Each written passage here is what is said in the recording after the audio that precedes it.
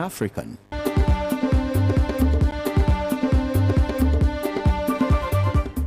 He has labored, he has suffered to lead his people into the land of freedom. He is the Redeemer and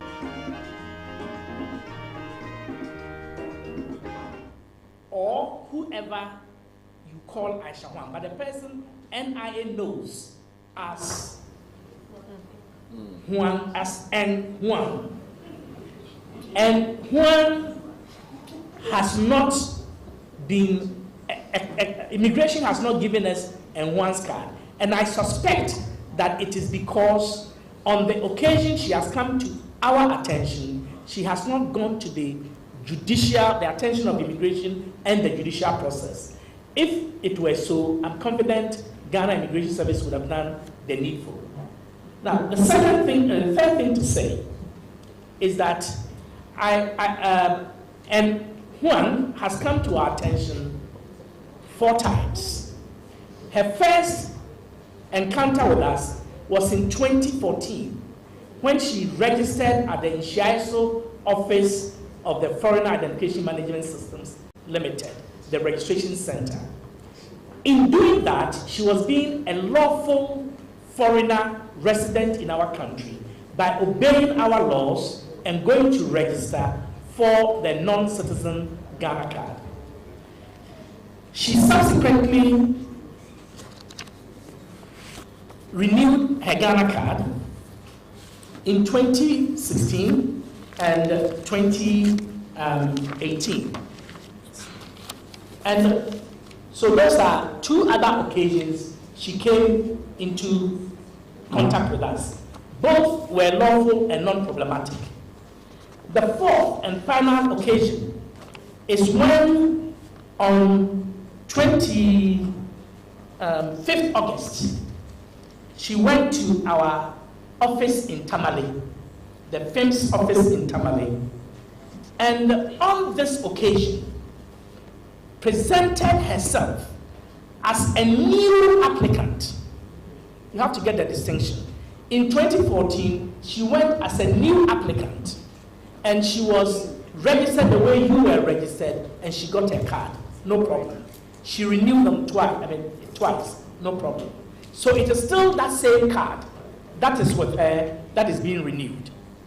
Now, on 25th August, she went to the Tamale office, presented herself as a first-time applicant, but this time with details that said that her first name was Ruzia, and her surname was Juan, and her date of birth was 7th November 1975. Now, that data and a passport number, all of that. But that data was different from the data she had given to us in 2014. Now, her biometrics existed in our system, and so when she put her finger on the machine to register as a new applicant in 2022, the system, being as robust as it is, brought up her previous records. Thereby, her application went into a problem state. We call it rejected due APHIS. The officer in Tamale responsibly escalated the matter to his superiors, to the technical people. Check for me. They checked. Whilst they were checking, he interrogated her, and her story was that she had changed her identity, she had remarried, People do that all the time. Women marry and want to change their name. On the face of it, there is absolutely nothing wrong with it. Remember, the officer dealing with her does not know of an Aisha Juan. The officer is just dealing with an ordinary person, a foreigner who is submitting herself to the laws of Ghana. The problem arose when the data showed that she existed in the system, and yet she was telling us that she was coming for the first time. That is provision of false information to a public officer. The checks from our back end here in Accra showed that she was one and the same person who had previously registered as N1. So further checks, and then the officer there advised her, no, you cannot register as a new person, even though you presented a new passport different from the old one with different name and different date of birth. Because there is a legal process, there are protocols that you must satisfy, and therefore you have to go through that if you desire to become a new person, born again.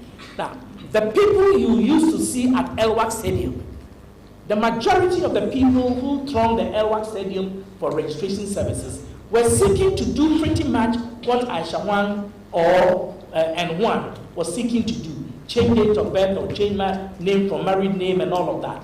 There is a legitimate legal process for doing that.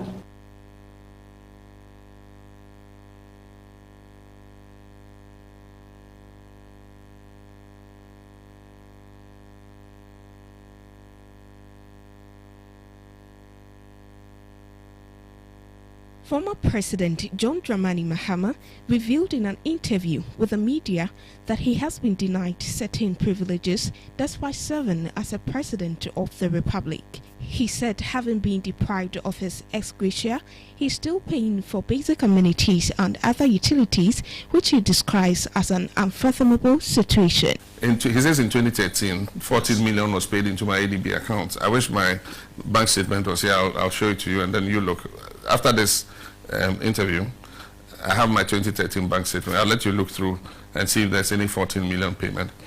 The only payment that was made to me by government, Accountant General, was my salary arrears of 230,000 cedis. That's all. In 2013? In 2013. I'll show you that bank statement. No ex-gratia or... No ex-gratia. I was paid 230,000 as salary arrears in 2013. And I can call a group of you journalists. I'll show it to you first. And later, if you want, we can call a group of you journalists. Of course, I don't want to publish my bank statement, but I can put it before you and you look through all the payments and see if there's a 14 million CD payment. I didn't receive any such payment. And he also says that I receive privileges and perks since I left office in 2017, worth 15 million CDs. That is absolutely untrue. I receive only my monthly pension, like President Kufuor, President Rawlings was receiving until he died. That's all I get. The state does not pay my electricity bill. As we sit here, these lights, I pay the bill monthly. The state does not pay. He says they pay my electricity bill. It's not true. I pay the electricity bill for my house and my office. I pay the water bill for my house and my office. I live in... He has labored. Good morning to you and welcome to the studios of Pan-African Television, where we are broadcasting live. We are live on all our platforms, especially on social media.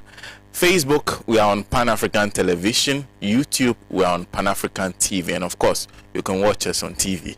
Thank you very much for choosing us. We are live on Radio Gold. It's the mother of all talk shows, Alhaji Alhaji. My name is Sena. Nombo, it's my pleasure to welcome you to today's edition of the show. We are getting closer to the birthday of Osajifo Dr. Kwame Nkrumah. And of course, there are things planned to mark that day. The socialist movement of Ghana has declared it the real Founders Day. And of course, I'll be telling you somewhere along in the show how it will be marked. But today, we are talking about Ghana card. Turns out there's a small group of people who have Ghana card who have refused to register their SIM cards.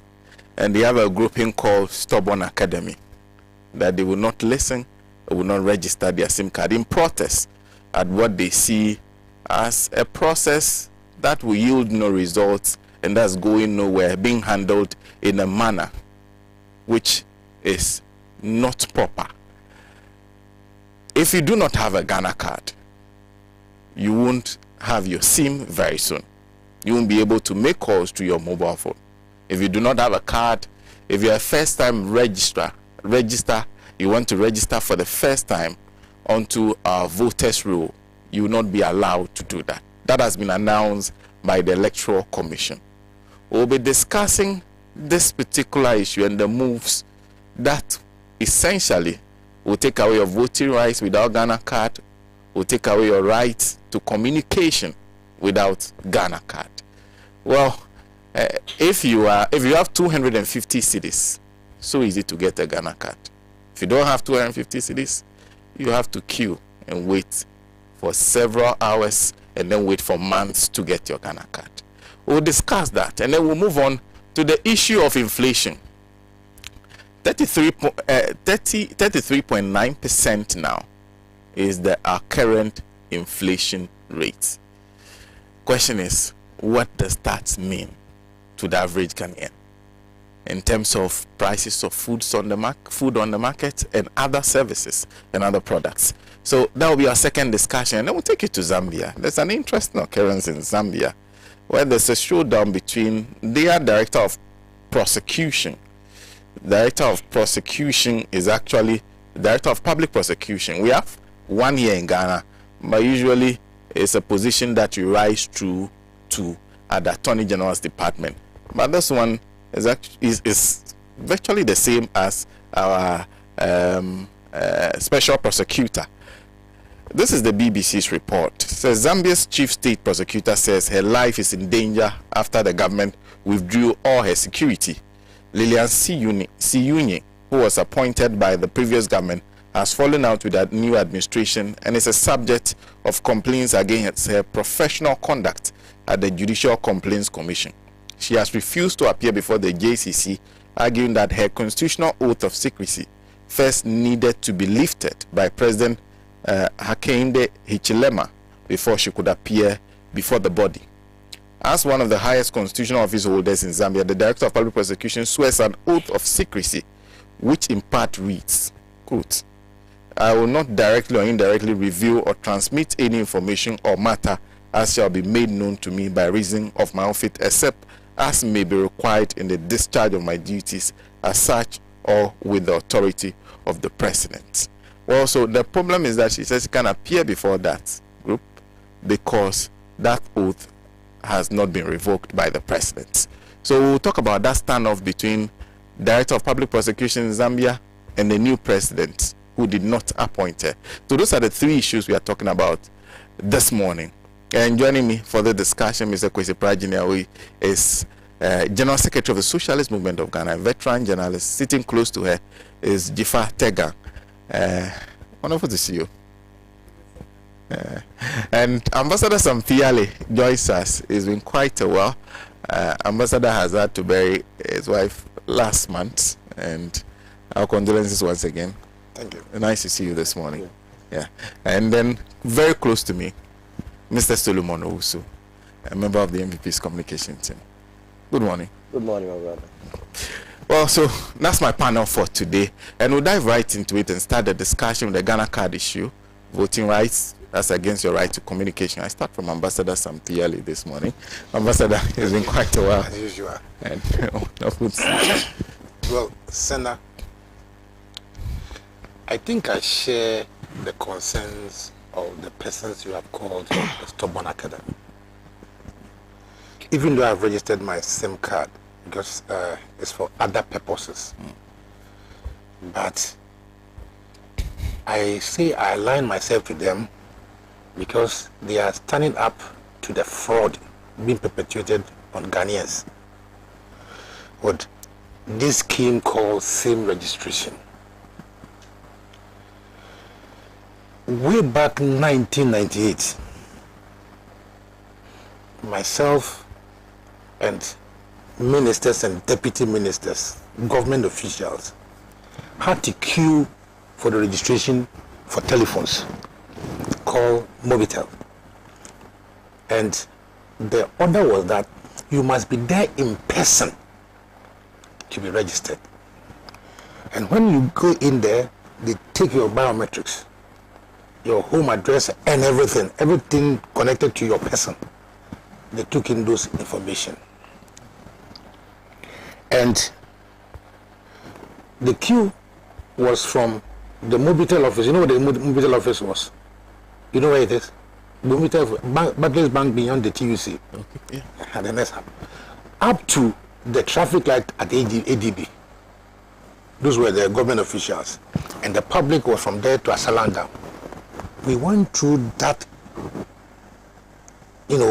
difficult registration process. And so when SNAP also came, SNAP, the origins of MTN, they came with SNAP, and those who wanted to buy a second phone, a chip, also went through the same process. SNAP offloaded to Ariba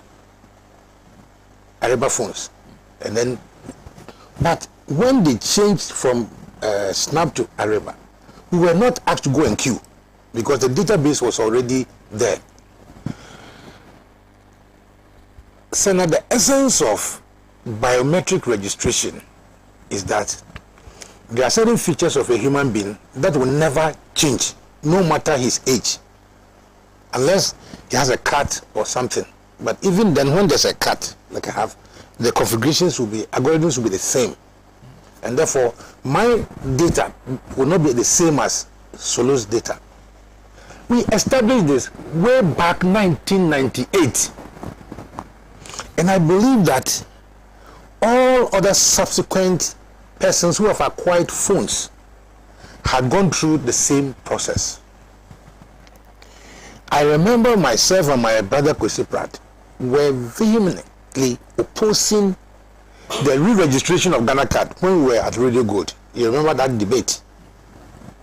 And we thought that it was going to be a overburden on Ghanaians. Nonetheless, we went in for re-registration. The registration of our SIM card between 2010 and 2011. Apart from the telephone registrations we have done population census, Ghana population census, where people go to houses physically, and then when they come, they take every information required about you as a person. That data is also there. Okay. Now, a large percentage of Ghanaians, in the workforce, have social security, and for each of them, they have biometric registration. Okay. Then comes in the almighty national identification cards, which I say I will come to it. It's another fraud, because if you read the act that established NIA, there's nowhere ECOWAS is mentioned as our identity card. Ghana identity card is to be national identity card is to be issued to Ghanaians, and non-Ghanaians resident in Ghana are to be issued with ECOWAS card. And if you go to the interpretation section of that act, they have not said that ECOWAS is coterminous to Ghana card. And if you are doing interpretation in law, you interpret law and say that you interpret a law which has not been explained in the community of words that have been used. So if you are using the community of words for Ghana, it should be Nigeria, Ivory Coast, and others, those other countries. But then if you say ECOWAS, the community of words for ECOWAS will be maybe East African bloc, South African bloc, and those things. So both in the act, the regulations, and the interpretation thereon does not equate ECOWAS to Ghana. Today, what cards are you being issued with? Are they saying that if you don't have ECOWAS card, you will not be registered, or if you don't have Ghana card? They are saying that if you don't have Ghana card, isn't it? Meanwhile, the card they have issued to you is ECOWAS card. And Ghana is a country of laws. So even if you have gone to an ECOWAS session and they said, oh, we should issue ECOWAS card to all our citizens, it is a foreign law. It has to be domesticated into our local laws. Parliament should have given a certain law that says that in this meaning, ECOWAS is, in this interpretation, ECOWAS is coterminous to Ghana. Do you get what I'm saying? So that is also the challenge with the cards we are being issued with. In law, names are very important. Solomon can spell his name S-O-L-O-M-O-N. Solomon. Another person can say S-O-L-O-M, and that is his name. You can't challenge that it's not full rendition of Solomon. So it is because of that that names are very important. So today I want to put it to Kenatefa. What card is he issuing to us? And to Owusu, what card is he saying that if you don't have, you cannot use register? Is it the ECOWAS card? Is it the Ghana card? You remember when in 2010 we started issuing the card, national identity card? We were issuing Ghana card. Do you remember that? So do you remember? We're issuing Ghana card. Then when the government changed, then we say ECOWAS card. So all the work that have been done in respect of the issuance of Ghana card were put in abeyance. And Sena, I saw a video of a bulk mass of Ghana cards put in Ghana must go back and whatever in the basement of the NIA. But the design of the Ghana card as compared to the ECOWAS card has not changed. Do you see the configurations? Only the title has changed, ECOWAS card. So now we have started the registration for the Ghana card or ECOWAS card as the case may be. The director of Ghana card, Dr. Tifa, said that the process of acquiring Ghana card cannot be an event because you cannot define the population of Ghana within a certain time framework. Every day, new citizens are born. Not so. Every day, new Ghanaians are born. And when they are born, they have a right to be citizens and therefore have a right to be registered.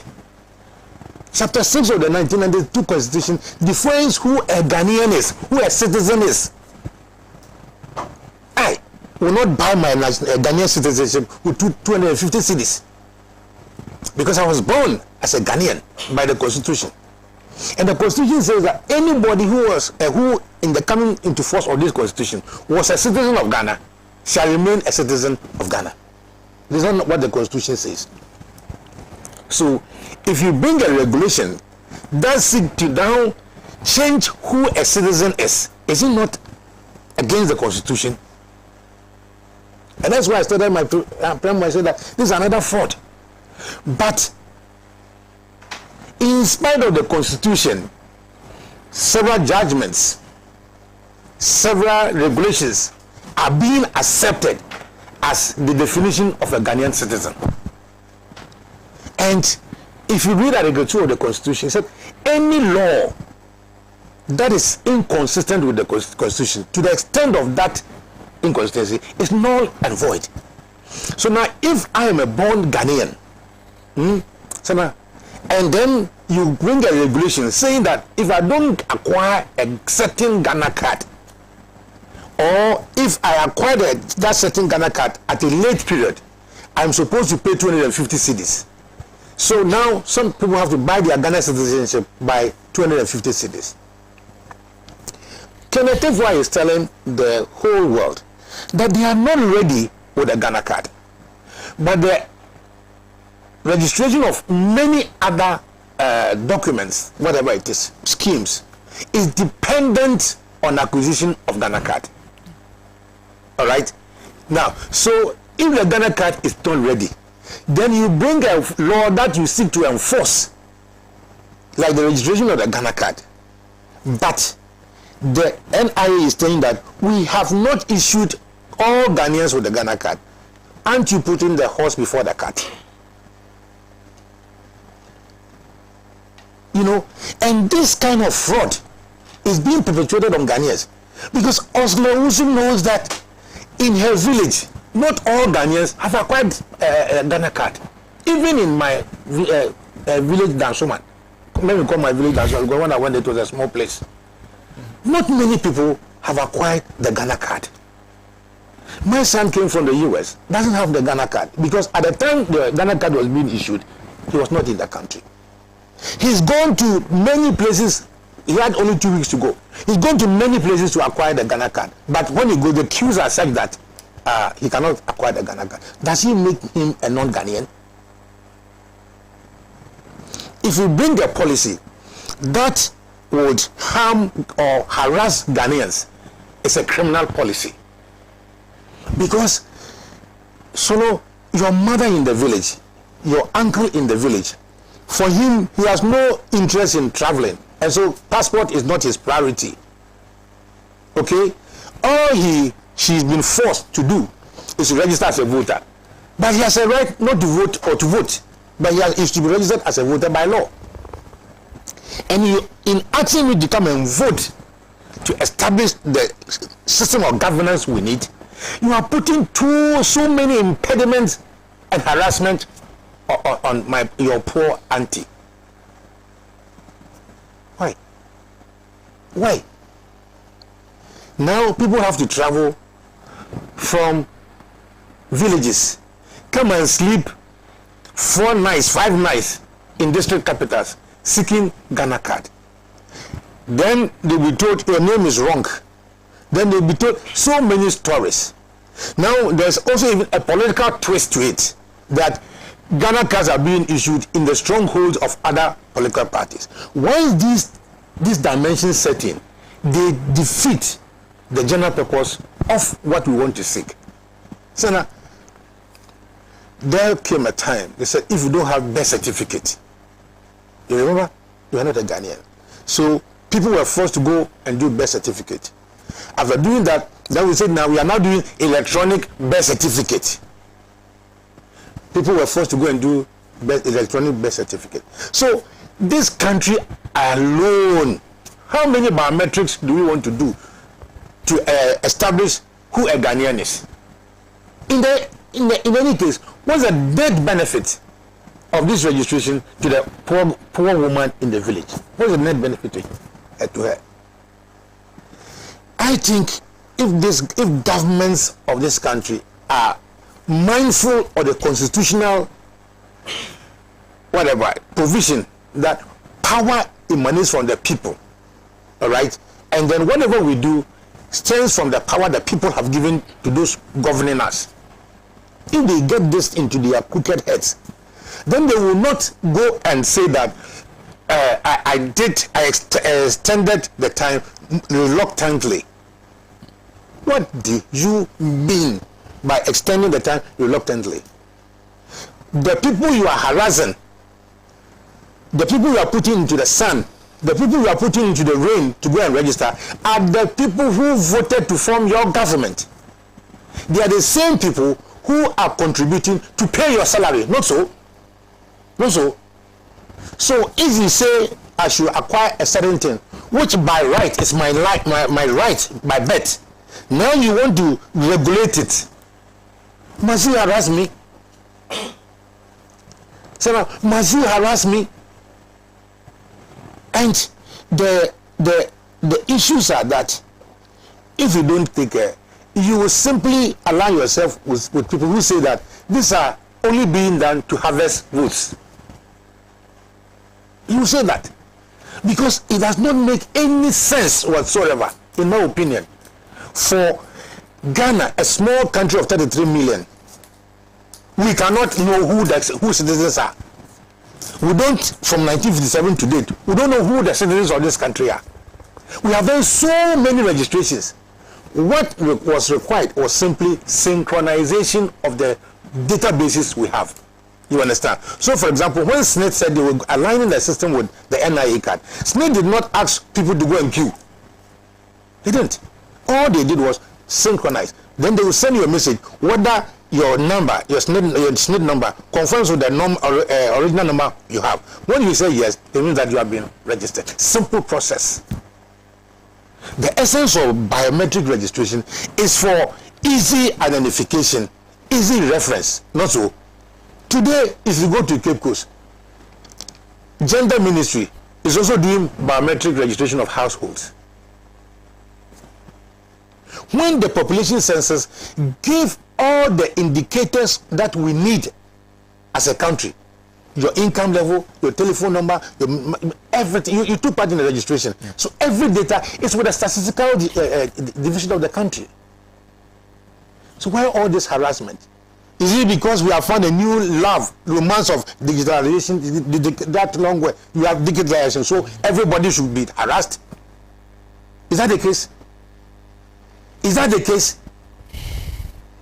I want to let my own MP, Osla, know that the position he's occupying is by the what? The kindness of the Ghanaians, the Dansuman people. And therefore he has no right to blow over our necks. She says that she has extended the duration, isn't it? To when? Is it consistent with national identification? By that time, would the NIU has finished issuing ID card for everybody? Let me ask my friend Atifa. She was given about 1.5 billion cedis or dollars to do the national registration. What was the population that she used to do the budget? What was the population? So that now he's asking for 250 cedis. This is fraud. Sena, this is fraud. But it has become an issue. Once we start discussing it, some people will say, oh, it's an NDC man. No, this is an MPP man. And again, we sacrifice the integrity of whatever we're doing on the altar of party politics, and the criminals goes free. You remember Kennedy Japan challenging Atifa that what he was doing, could you have done it with $50 million? Remember? But we gave him 50 million, we gave him 3 times that. Still, now people have to pay. The decision that says that to acquire Ghana card or ECOWAS card for 250 cedis is fraudulent and it's against the constitution. Because according to the constitution, every Ghanaian citizen has a right to be registered. No, so every Ghanaian citizen has a right to be registered. And that is why we gave Kanatifa budget. And if the budget is not enough for him, he goes to parliament to say that the budget you gave me, if you do the accounts, another account, it is not enough. Please add more so that I can register every Ghanaian. That is what he should do. He should not take, Elslas should not take registration as an event. It's a process because every day people turn 18, people turn 15. Why are you doing this to us as a country? Why? The impudence of one day every Ghanaian waking up and that his number has been blocked. Where in the world can you do that? Where in the world can you put a block on my right to communicate? Where? If you're having a problem with people, well, go ahead, but don't block innocent people. And all Ghanaians in this instance are innocent. Is it my duty as a Ghanaian, to own a telephone? Yes. Whose duty is to make sure that the telephone I'm using is secured? Is it not government? But in securing my telephone, must you harass me? When you have the data, everything about me, when I registered for my passport, way back to 2007, all my biodata is on the passport. Sena, you have traveled. So you have traveled before. Go to the airport, put your passport there, and the whole world know who you are. Not so. But you have a country whose judicial system will say that passport is not a family data. Meanwhile, the birth certificate was used to acquire the passport. This is the country we have it. So if we are not minded, we will be spending the few dollars we borrow from outside and the money we mobilize in implementing useless schemes like the biometric registrations. Useless. Because Mobitel transferred to nice Airtel, no, so it's Airtel, has all the data. Airtel Tigo, they have every data on every customer. Alright. Yeah. Before this registration, when you go to the bank and you are going to register, as soon as you put your card there, your voters register came and they identified you. You are in a country where we are so hopeless that every 4 years we have to do fresh voters register. Little drops of water make a mighty ocean. 1.5 billion here. And for the Electoral Commission, we don't even know how much money was given to her. I mean, and this also go. Senate is also doing biometric. This is also doing. Put all together, and you know how much you are losing.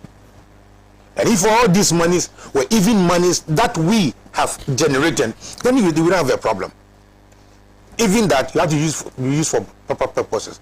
But if we are borrowing money to do all this we are doing, are you sensible? The funny thing is, when Bob Besan Chumpana, do you understand? You understand that? Yeah, Bob Besan Chumpana. That's how you think. You see, when you go and borrow money, you go and borrow money to invest so that you can get returns. No, so, but if you are going to borrow money, you don't have money, but your girlfriend is telling you to go out, so you go and borrow, Sena give you 200, only to go and spend at the beer bar. 200 you are still owing. All right, you are owing the 200. Tomorrow morning, the girl also is not there. See, I'm going to this is what you are doing as a country. Sena, we are borrowing money. Everything, even Kwesi says that even the president's fuel from Flagstaff House to his house is by borrowed money. Why are we dissipating so much money on irrelevant schemes? Only to, is it for ballot harvesting, vote harvesting? Only for some people to win elections or what? If it was a country, Sena, the Minister for Communication should have been sacked or resigned. He should have resigned on the day MTN blocked our communication. He should have resigned. I rest my case. Thank you. Thank you very much, Ambassador Sam Pee Yalley. Well, if you just join us, the Mother of all talk shows, Alhaji Alhaji, we are live on Pan-African Television. We are live on Radio Gold. Let me acknowledge Shine FM in Akachi on 96.9, Hills FM in Adaklo on 91.7, Nyawasi Radio Ketakrachi, we are on 89.7 FM, Sela Radio Dabala is taking us live, they are on 97.1, Diamond FM in Tamale 93.7, Bewa Radio Yendi 106.5, Radio Kitaon Saboba 95.7, Benya FM Elmina 105.7, there's Global FM 105.1 in Ho, Volta 1 TV, and there's Zebs FM 95.9 megahertz in Zebila, and then there's True FM on 92.5 FM in Adeso. La Maria FM is on 89.1 FM in Tripoli. We are live on all those radio stations, including Ahuto 92.3 FM here in the Greater Accra region. Thank you all very much, and if you are listening to us on any of those radio stations, feel free to join us with your comments. We are discussing the fact that soon your voting rights, and also not soon, even now, your voting rights and right to communication will be determined by your possession of a Ghana card. Solo Benya. Okay, thank you very much. Solo. We greet Benya, listeners of Benya FM in Central Region. Yes. Greetings to fellow panelists. Let me also greet the patriots for Alan. You know, I'm in my NPP regalia.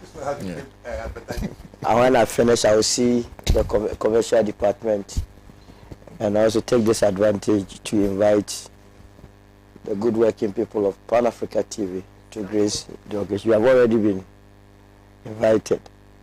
You know, your station is a powerful station, and the New Patriotic Party is proud to associate with. Let me say that we are talking about SIM registration. First of all, what is SIM? Subscriber Identity Model. Is that not SIM? So it means once you hold a SIM, you must be, there should be a way for you to be identified. And how do you identify that person? It's by registration. Ambassador, fortunately, is a lawyer and knows no right is absolute. And that's why we pass laws to regulate our being, the very right that we possess. I was not going to make much noise about this whole topic, except that, as usual, he came to do politics and pure NDC propaganda. Unfortunately, their timetable is up and it's out. So he has to do that propaganda to suit a certain narrative. You don't understand what are we talking about?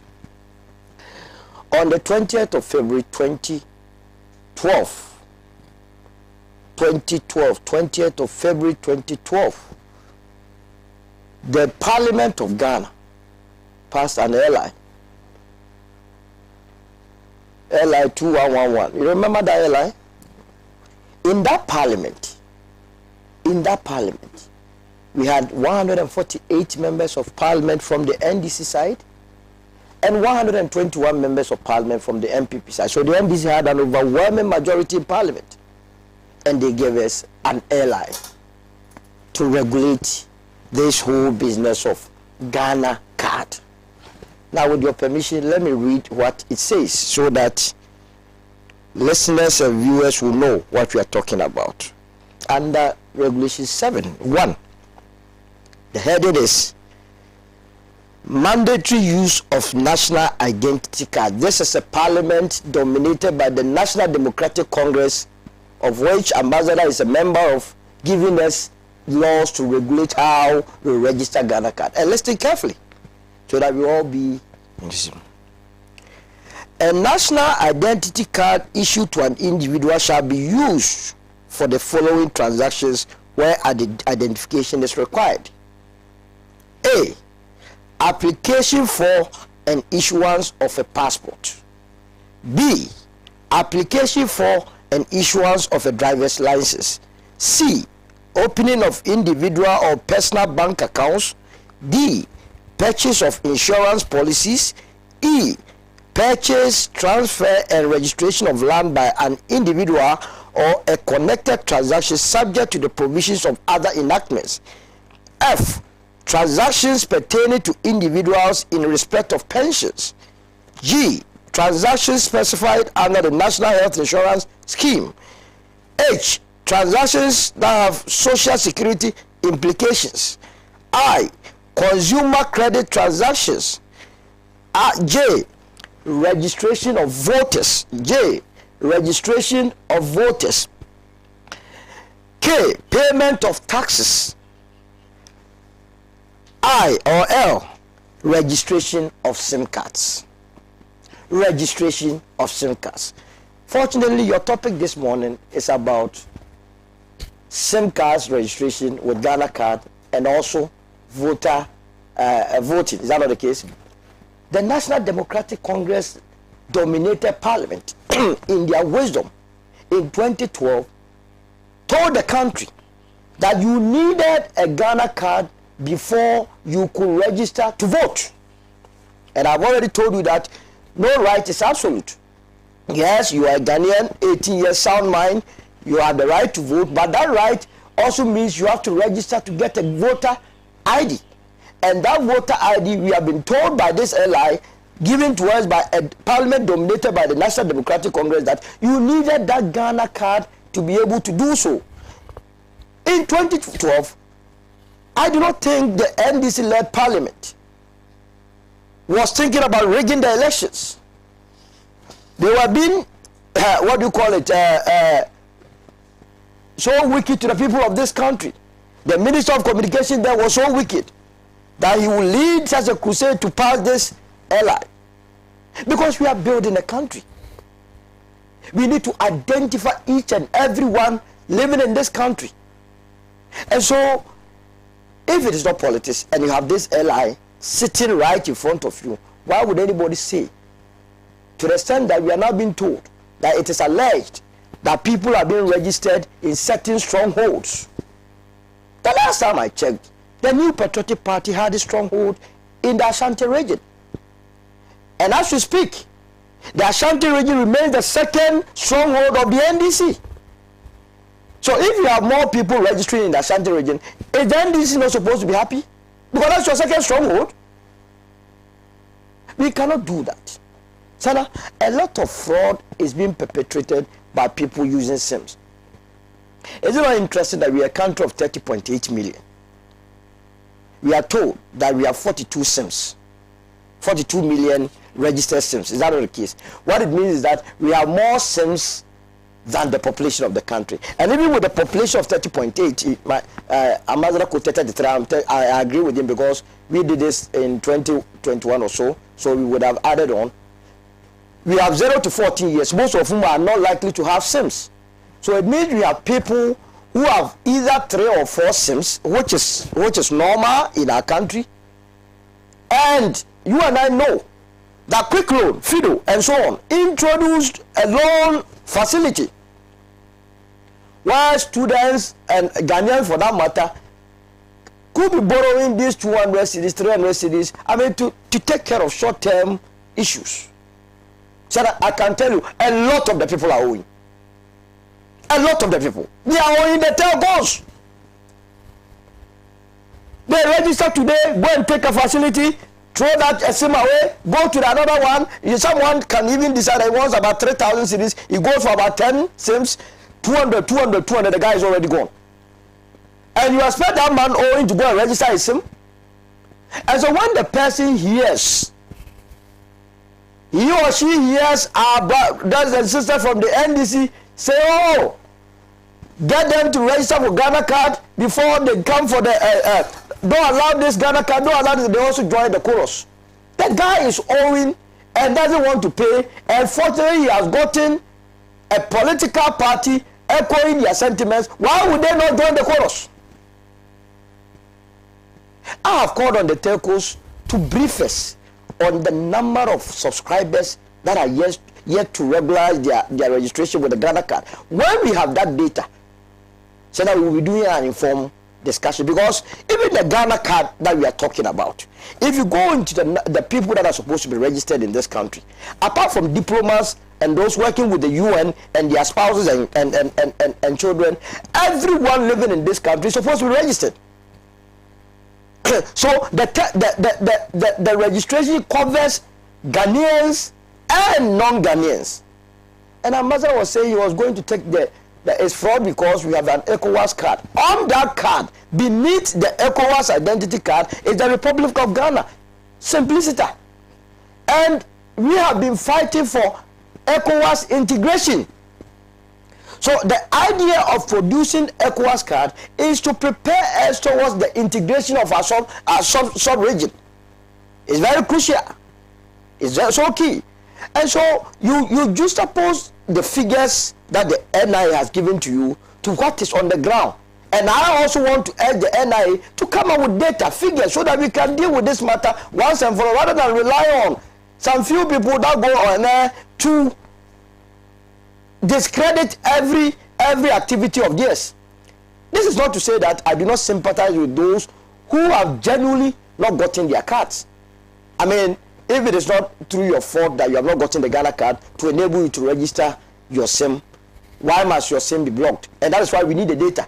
That is why the NIA and the telcos, together with the NCA and the ministry, must sit together and work. You are all Ghanaians. You have to sit. It doesn't pay for anyone to take an entrenched position anyway.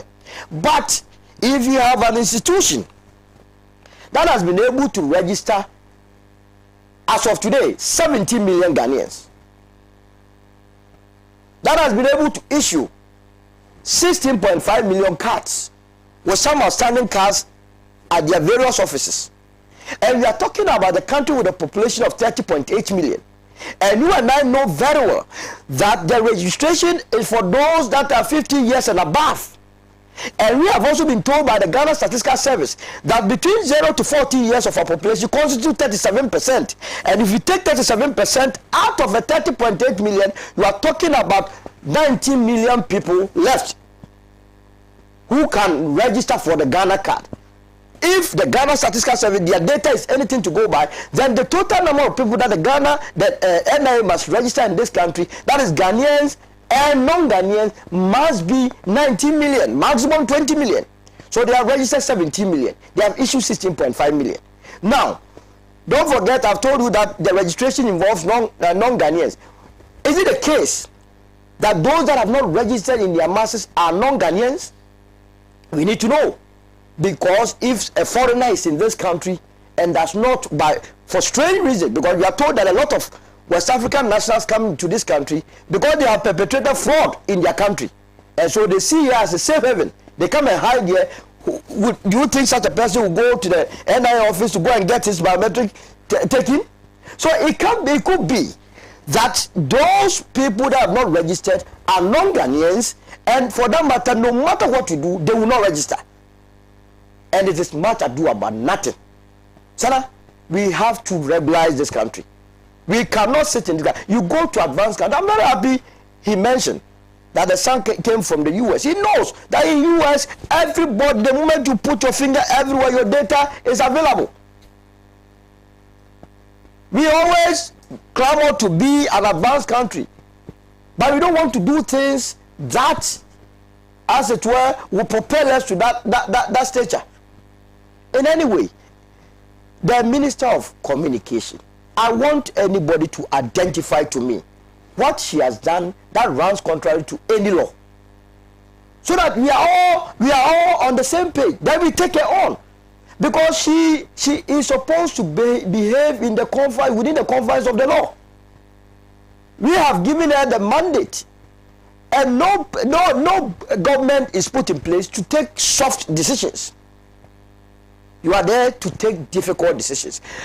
It is very clear at this stage that the National Democratic Congress knows that it is losing the 2024 elections. Either than that, if you have a body that has registered 60 million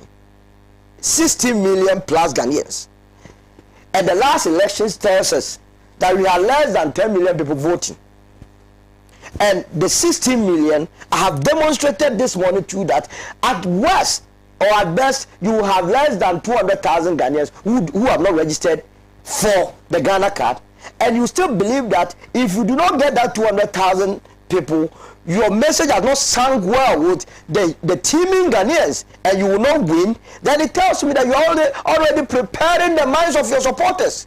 And it is very true that they are preparing the minds of their supporters, because looking at what this government, in the midst of the global difficulties, Sena, what we have been able to do to navigate in this harsh environment, no government wishes to go through such a thing. And we have an opposition that has no alternative. They only come, and what we hear is that, they did this, they did that. No policy alternative. And they are also bringing a candidate whom Ghanaians have rejected twice, because the message is the same. And that candidate is going to come up against a formidable candidate in 2024 in the person of Alhaji. So why wouldn't they begin to throw into the minds of the people that, they want to rig the election? That is how come they say we should use Ghana card. So the 16.5 or 17 million Ghanaians that have registered, you do not have trust in them that they will vote for you, and your strength is on the 200,000 that in my estimation is left.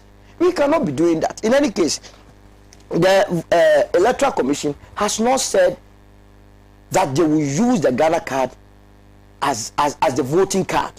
What they have said is that the Ghana card will be the basis for your registration to get a voter's ID. Let the NDC know that what they did in 2018 through their Functional Executive Committee, by telling their members that they should not register for the Ghana card, is what is affecting the 200,000 people in my estimation who have not yet registered to not have their cards. And Ambassador was talking about the fact that people are being ripped off. They are being made to pay 250. It is not compulsory to pay 250. It is premium service. When you go to the passport office, the Nombo queue, that is why I go. I don't pay. I did my Ghana card without paying a dime, and I'm sure he did it without paying a cedi. So that, is it not interesting that all of us sitting here have our Ghana cards, have registered our SIMs, and yet we are creating the impression as though we are also suffering from the same thing when we went through the same process.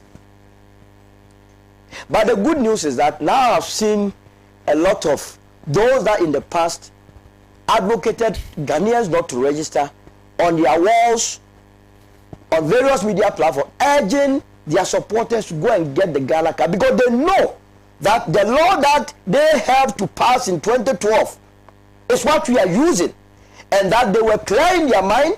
If today they are saying the LI 211 that they gave to us is bogus, the NDC must come out clean, tell the world that yes, we erred in 2012, so that we have a way of dealing with it. Not when people are behaving within the confines of the law, then we will be told that Esra is arrogant, she's that. I don't envy her at all.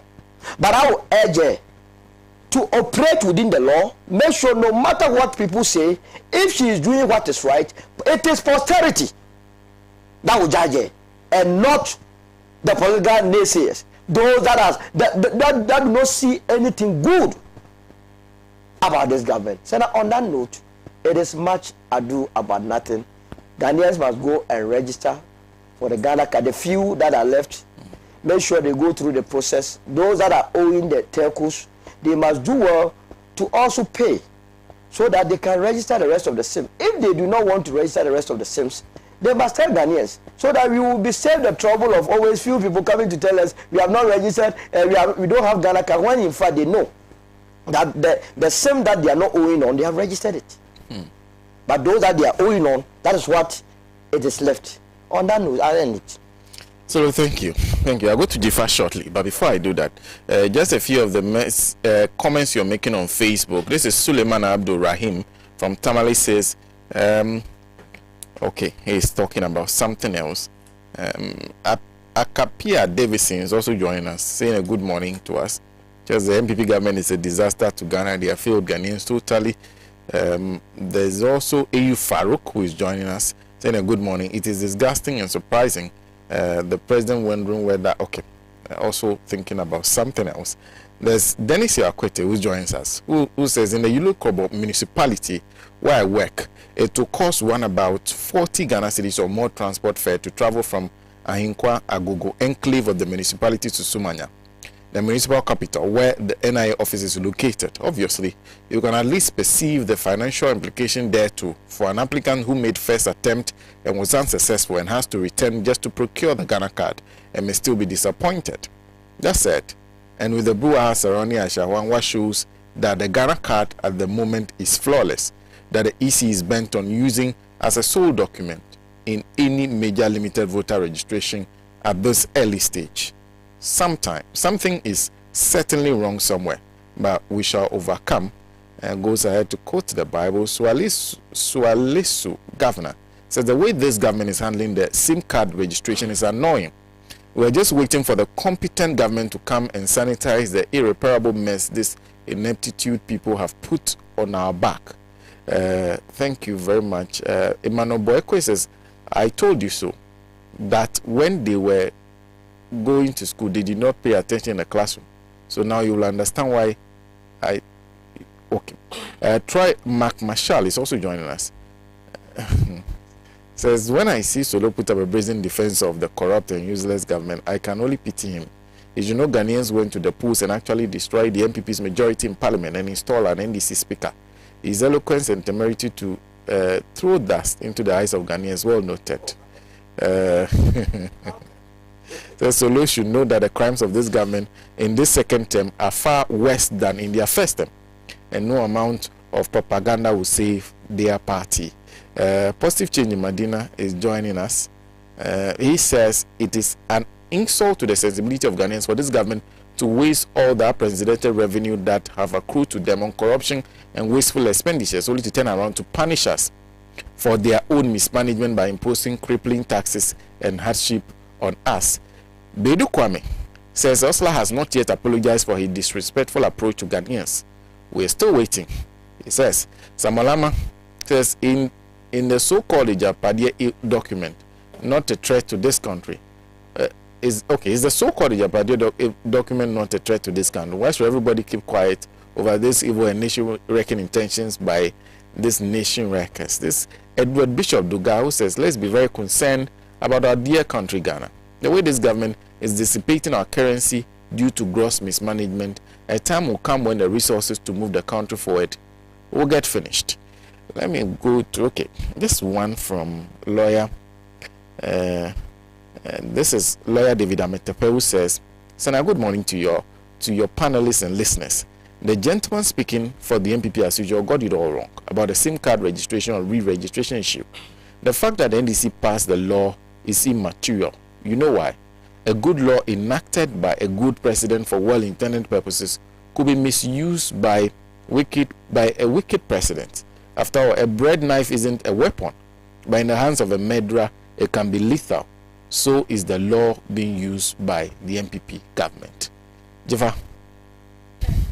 Thank you, Sena, and good morning to my fellow panelists. And I really enjoyed. I enjoyed sitting down watching Solo, and I can attest to the fact that his eloquence in throwing dust into people's eyes is an asset that should have been used in a better field. Solo is a wonderful communicator. I just recall this whole Stubborn Academy name, and I was excited because, I mean, Stubborn Academy, if you ask every Ghanaian who the leader of Stubborn Academy is, they will tell you it is NPP led by Nana Addo Dankwa Akufo-Addo and his able Baumia. I mean, the word itself is self-explanatory. Stubborn Academy, somebody who decides to do something with very little reasoning and decides that I wouldn't change what I think about it. This is what I know by Stubborn Academy. And I can give you typical examples of policies or things that have been set in place that are totally off and unnecessary, but are done by this government with very little reasoning and are still being insisted on. The first one is the La General Hospital, a hospital that is taking care of the entire area, brought down to ashes in the name of we'll rebuild, and today not even a block of cement has been erupted there. The second one is the most popular National Cathedral, where a lot of government buildings were brought down. Fresh government buildings that had no issues were brought down because we are come to build a cathedral in the center of town, because Ghana has apparently lost all its lands, and that is the only place we can build. Recently, the president came out again and said, I will build it at all costs, by hook or crook, despite the suffering that Ghanaians are facing, despite the millions of things that we need to pay attention to better the lives of Ghanaians. I will build the National Cathedral.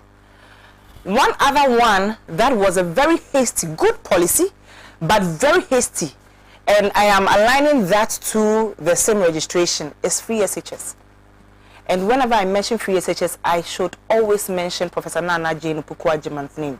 Somebody who dreamed about this and thought that progressive free SHS should be the way to go, and started working on it actually. So wherever Professor Nana Jane is, I really greet her this morning. Yes, we go into free SHS, and then in the first few months, we don't even have places for students to sleep in.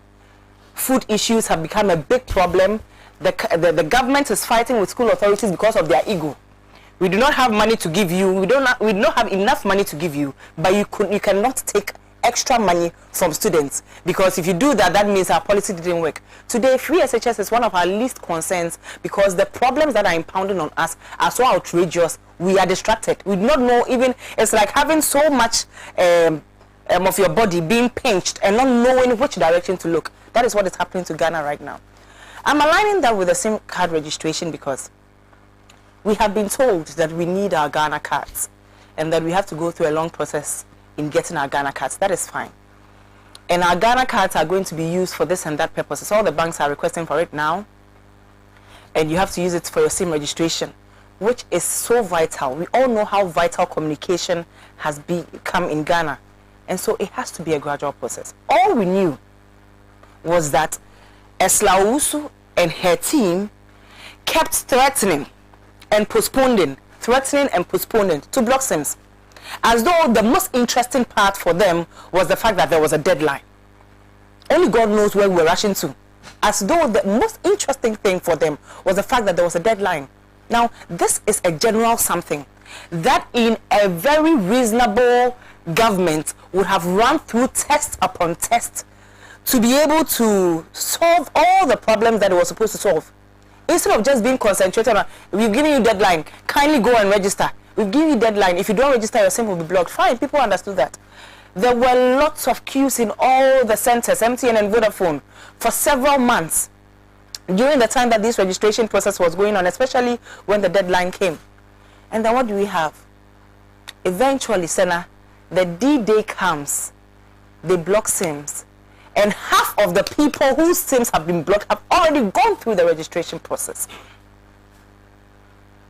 So I am sitting here today, as much as we have a lot of factors to deal with when it comes to this registration thing and the Ghana card acquisition and the use, let's just really dive into how rushed the NPP government always feels when they are imposing things on us. The actual stubborn academy leaders who decide that when we bring something, I will listen to nobody and no reasoning. What I have decided is final. Why nya kokot? That is what they will tell you. Why nya I'll block your SIM, because they are in power. They have all the control. But won't listen to the reasoning that comes along with you are dealing with people. If you are expecting them to do things right, you have to also do things right. You only give what you receive, or receive what you give. And it has never been done, and that is why I use free SHS as one. Poorly organized. That is how the free SHS has landed now. So today, when students are busily calling their parents for, extra support for their classes fee and extra feeding and everything, their parents are busily concentrating on their SIM cards being blocked. Because in the morning, I wake up and then the government is adding more frustration than I'm already experiencing in my personal life. Now, I'll give you a scenario one of my cousins gave me recently, and it's quite funny, but I really related to it. And it really falls in all the misdeeds of this government. So just about July, she's on her way to register because, of course, the threats upon threats. She's on her way to register her SIM card. And then she goes and knows how much she paid for transportation, to the registration point. Now she gets there and spends the whole day there, because apparently that was what was happening. The demand was so high, you probably have to spend the whole day. Now, after spending the whole day, she got thirsty and then she bought about 2 bottles of water. And at the time, it was 2 cedis. For the big size, the medium size, about 2 cedis. And she's bought that. She is done with her registration and everything. That is to say that she had already paid 250 cedis. That our friend here was saying that, of course, premium. But I mean, when you know that you are going to be blocked, why won't you have to pay by force 250 cedis to be registered? And now that happens. She has registered. She thought she was fine. Now the day comes and her SIM has been blocked. She receives calls. She cannot make calls. And she's wondering what was happening. Making several arguments to MTN online for them to tell her that her SIM has been blocked. And now she journeys back. On her way back, fuel prices have increased. And so transportation prices have increased in just about a month. She gets to the same place and has to spend a whole day, and in this case, 2 days, because the place was so packed, just to register again something that she has already registered. And now she's buying water. Water that is expected to be 2 cedis has now miraculously jumped from 2 cedi to 2 cedi 50 pesos, and they are telling us that by the end of September it is going to be 3 cedis. They should expect the worst. This is all in a matter of a month. Sena, so I am an adult and we all are. You realize that there is a particular day that it looks like everything doesn't go on well for you. Tragedies upon tragedies in just one day, and it causes continuous frustration for probably some weeks. The most deteriorating part of this whole thing is the fact that the government has his 10 fingers in the tragedies that you're experiencing. Because they've asked that you go through this painful, long process that hasn't been organized well. You go through that. And they don't do due diligence, so you have to engage in it again, leaving all that you have to do, all the work that you have to do, just to make sure this happens. After that, every single day, then the prices have been increased. Fuel prices have gone so high, and I cannot stop talking about the fact that I used to fill my tank for 300 cedis, and today I'm filling it for not less than 700 Ghana cedis, and I'm not lying. And I'm not joking. Yesterday, my tank was so low, I bought just 400 cedis, and it was just a little above half. So I was like, so is it now going to 800 cedis? And I do not think that anybody who has empathy is going to sit here and argue with me on this. We are a country that is supposed to believe in equity and not equality. But it looks like whatever the NPP government does, without listening to anybody, they decide where it should go and decide how it's supposed to be done, rather than concentrating on those who need it most. This is also another reason why I brought the free SHS. This is another reason why I mentioned the La General Hospital. This is another reason why I mentioned the National Cathedral.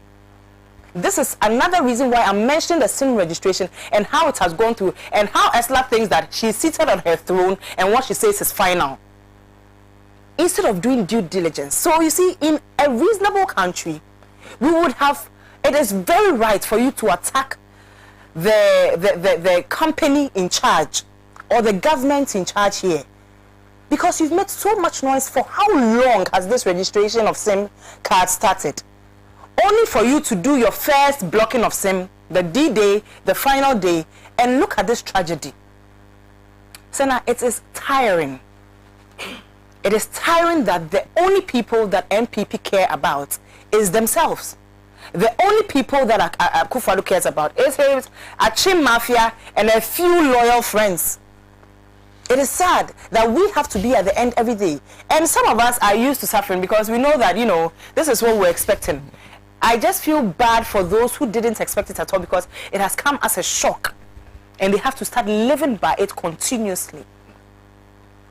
It's pathetic that after all this economic crisis, and I remember that my brother here was saying global crisis, please, apart from the fact that UK has just lost their queen, I do not think they are going through any global crisis. People who had the strong foundation, like your own man said, if the fundamentals are weak, the exchange rate will expose you. That means if your fundamentals are strong, your exchange rate is with you. Today, the exchange rate is over 10 cedis for 1 cedi. And how much they come to meet it as? Inflation has now gone to score a record in Ghana. The inflation over a few months has scored a record. So let's talk this global crisis. If your fundamentals were strong, you would have been able to overcome whatever, either it is the Queen's death, now that you guys are saying that the Queen's death is also contributing to the global the economic crisis of the country, or if it is Russia, Ukraine, that has nothing to do with us, or very little to do with us, or if it was COVID. How many years now? Mention the countries in Africa that are still suffering and tell me whether their economy wasn't struggling before this thing happened. So please, it's not a global crisis. It is the crisis, the economic crisis within the country, as a matter of, or as a result of the negligence of this government and incompetence, serious, gross incompetence. Let's not argue with that. That is what is happening with us right now. And let's just accept that they are flawed, especially attaching it to the kind of promises, grand promises they promised Ghanaians, made it look like they just had to punch on a few buttons and they had all the calculations. That is what my friend's big brother was doing, Baumia, telling us all the things that he had in place and doing exactly the opposite. When you could talk about the e-levy and mobile money taxes, when he told us very well that it is only a silly government who would tax mobile money, and came and decided that that was what was good for us eventually. So what is it that they haven't said that they decided not to do, and rather imposing, behaving like an autocratic society? This is where we are.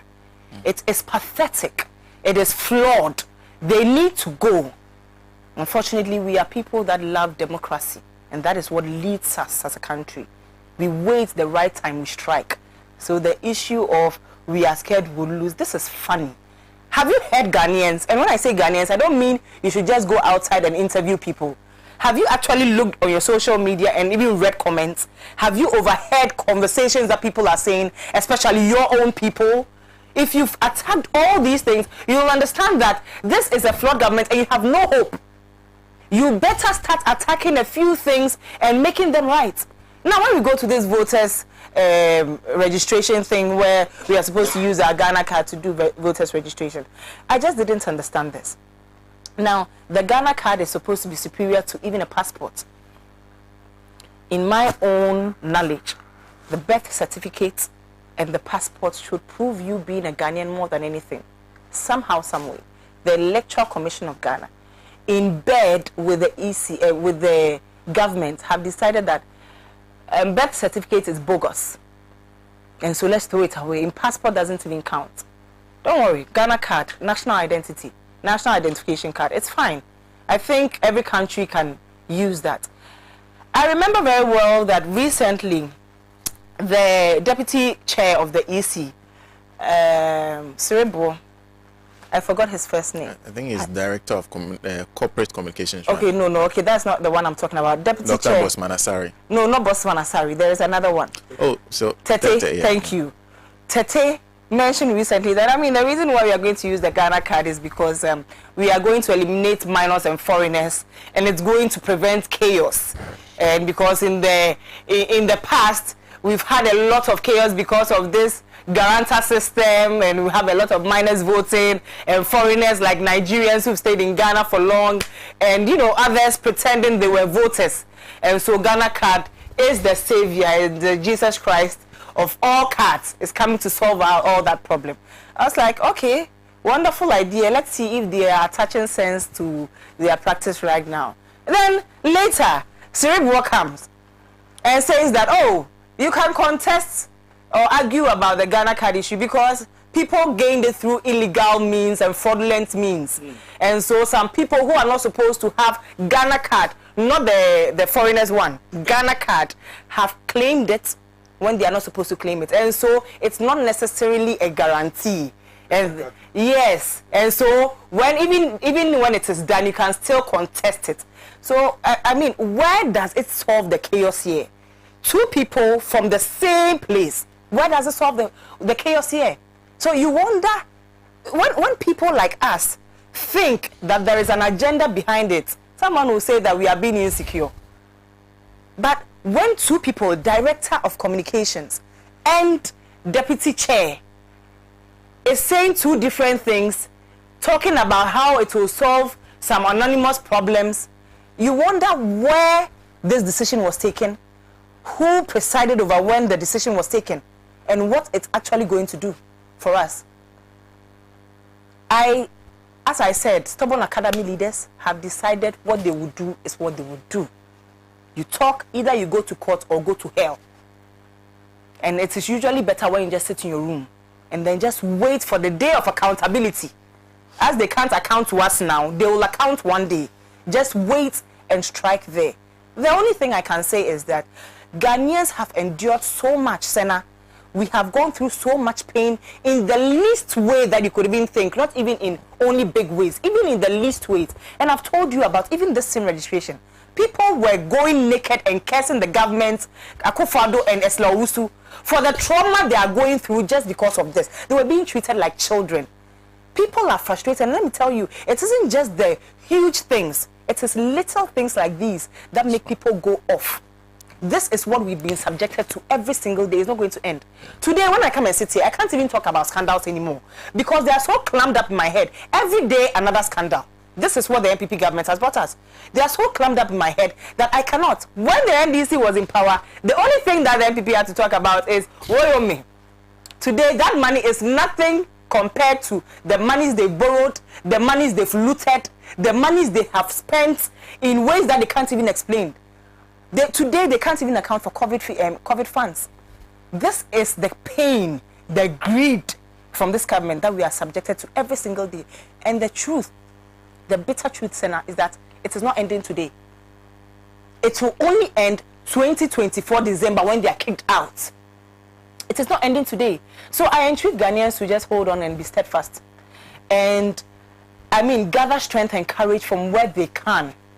And then hope that in their next decision, they would never in their lifetime make that decision again, even if they are given 1,000 cedis each, and maybe or an amount they haven't ever seen before, because that is also one of the wonderful strategies that the New Patriotic Party always patronizes.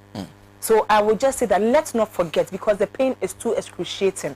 We have gone through them, and it is demeaning. It is full of disrespect. The things they do, they say to us, and the things they expect out of us, it's a communication of disrespect. And so let's just not forget. This Ghana card issue is something that we won't stop talking about. It's unfortunate. And Sena, I will just leave it here. I will just say, I wish I could even say Yako to them. Unfortunately, no one has died, but it is a sad situation. Sena, I'll leave it here. Good morning. Dzifa. Thank you, Dzifa.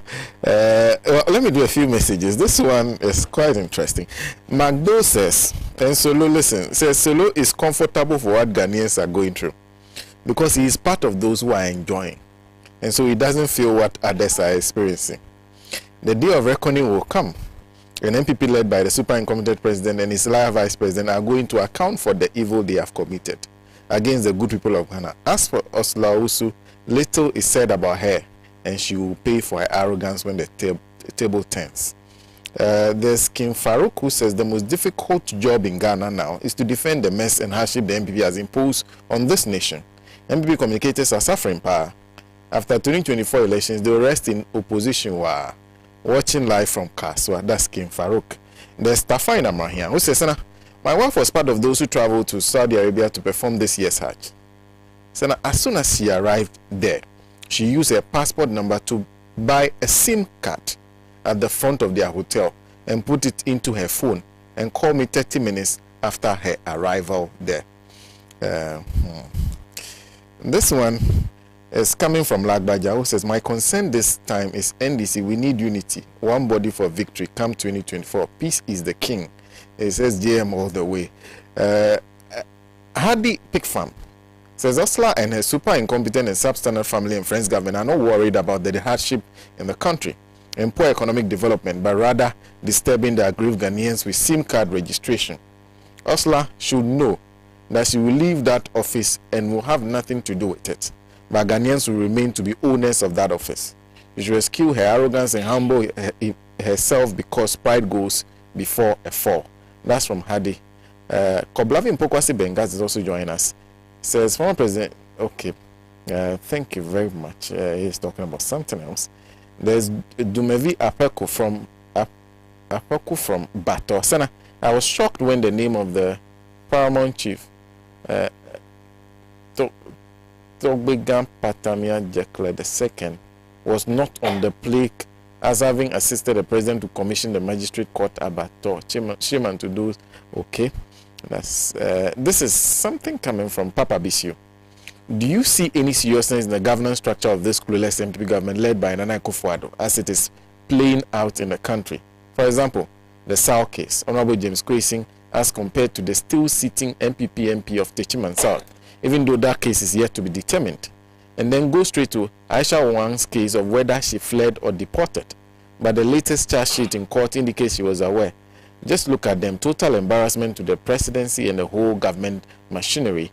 There is also Fred, who is joining us. Says, Sena, Ghana will lose the IMF bailout if we don't use Ghana card to register. Is Ghana card the only ID card we have? That's coming from Fred. So those are some of the messages I'm getting. I'll go through some more as we go along. Mr. Pratt? Well, the stated objective of the registration of SIM cards, or if you like, re-registration of SIM cards, is I get the impression that we've registered SIM cards before. Yeah. Okay. I think the stated objective is okay. All of us are fully aware of the fact that people have used these SIM cards to commit crime. They've used SIM cards to engage in bank fraud. They've used SIM cards to intimidate and harass people and so on. So SIM cards are being used for the commission of crime. So if we are trying to devise a way of making sure that every and anybody who has a SIM card can easily be identified, I think it is correct. Okay. However, there's a problem. And that problem is simply this. Is it not possible to register SIM cards without the use of the national identity card? That's a very simple question. Because it seems to me that what we have reached, we've gone beyond the stated objective. What we have reached is that we are using access to telephone as a basis for forcing people to register, to possess national ID cards. And that's a problem. Because what we're saying now is that if you do not have a national ID card, you cannot register. Okay? So the stated objective, we've gone beyond, way beyond the stated objective, and that's a huge problem for me. Now, when you do your registration, your re-registration of the SIM card, your biodata is taken. They take your fingerprints and so on. Okay? So clearly, you do not, if you are pursuing the stated objective, you do not need a national ID card to be able to register your SIM card for the purpose of establishing your identity so that the SIM card cannot be used for the commission of crime. I hope you understand me. Now, again, there have been some developments which have rendered the registration of SIM card absolutely useless. Sena, as we speak, it is possible today to acquire already registered SIM cards. So how can you buy an already registered SIM card? You can buy an already registered SIM card because now SIM cards are available for sale, for which you do not, your biodata is not needed and so on. I mean, this morning I was just reading, a story which is being told by somebody who tried to register, his SIM card. And the person simply states that in the process of registering his SIM card, he found that 2 numbers were being registered with his national ID card and so on. He raised an alarm, it became a problem. This person actually was registering a GROW SIM card, made a complaint to GROW, and eventually the person who was registering him has been arrested. Okay? During interrogation, this guy states that actually they use the biodata and cards of people who are registering to register SIM cards which they sell at a higher price to fraudsters and so on. So the whole exercise has been defeated already. At the initial, that exercise has been defeated. So it's a huge problem. The only way the re-registration of SIM cards will make sense is if the registered SIM card can be traced to its owner or user. But once you get into a situation where already registered SIM cards are being sold, that exercise is defeated. I hope you understand what I'm saying. So that is the problem. Now, the other problem is simply this. There are people who, through no fault of theirs, do not have the national identity card. There are some who have registered already but cannot get their cards. And because they cannot get their cards, they cannot re-register their SIM. That's a huge problem. Okay? There are some who have not been able to register at all. So that's also another problem area. Then there's another problem. The SIM is not just for registering. No.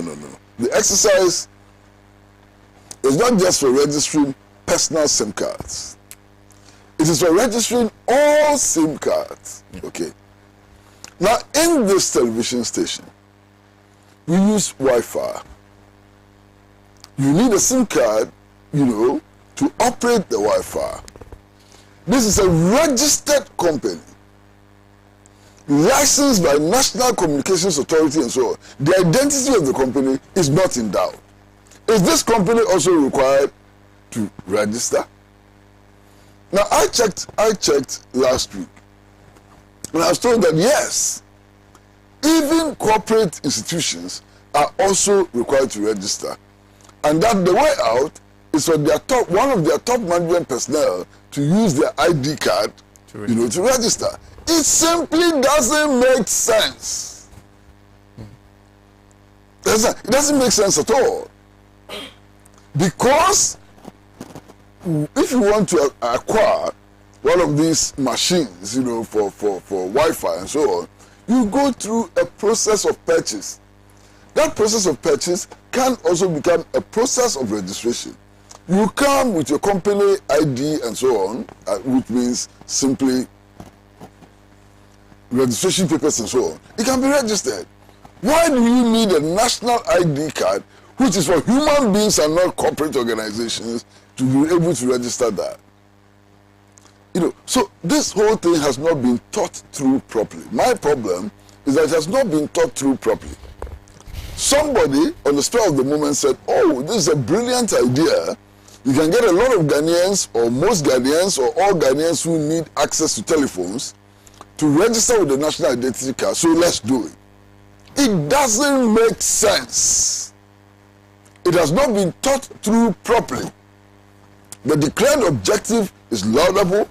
The declared objective is to fight crime. The declared objective is to protect citizens from harassment and so on. They are good. But the implementation is a mess. Nobody has thought through this properly, and that is what is creating the huge problem for us. Now, why do we have to register biodata twice? Does it make sense? There's a database already. The national identity, whatever it is, has already collected the biodata. Okay? So if you are registering for your SIM card, re-registering your SIM card, why do they have to take your bio details again when it's already available in the database, and when they can actually link your SIM card to that database? I am not technically competent to be discussing this matter. You understand?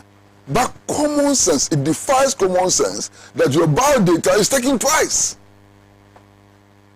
Or does it make sense to any of you here? No. It doesn't make sense to me. And I'm saying and insisting that somebody did not think through this exercise properly. And that is why we are having all the problems that we are having. I've heard people say all kinds of things, that, oh, as for Ghanaians, we are last minute people and so on.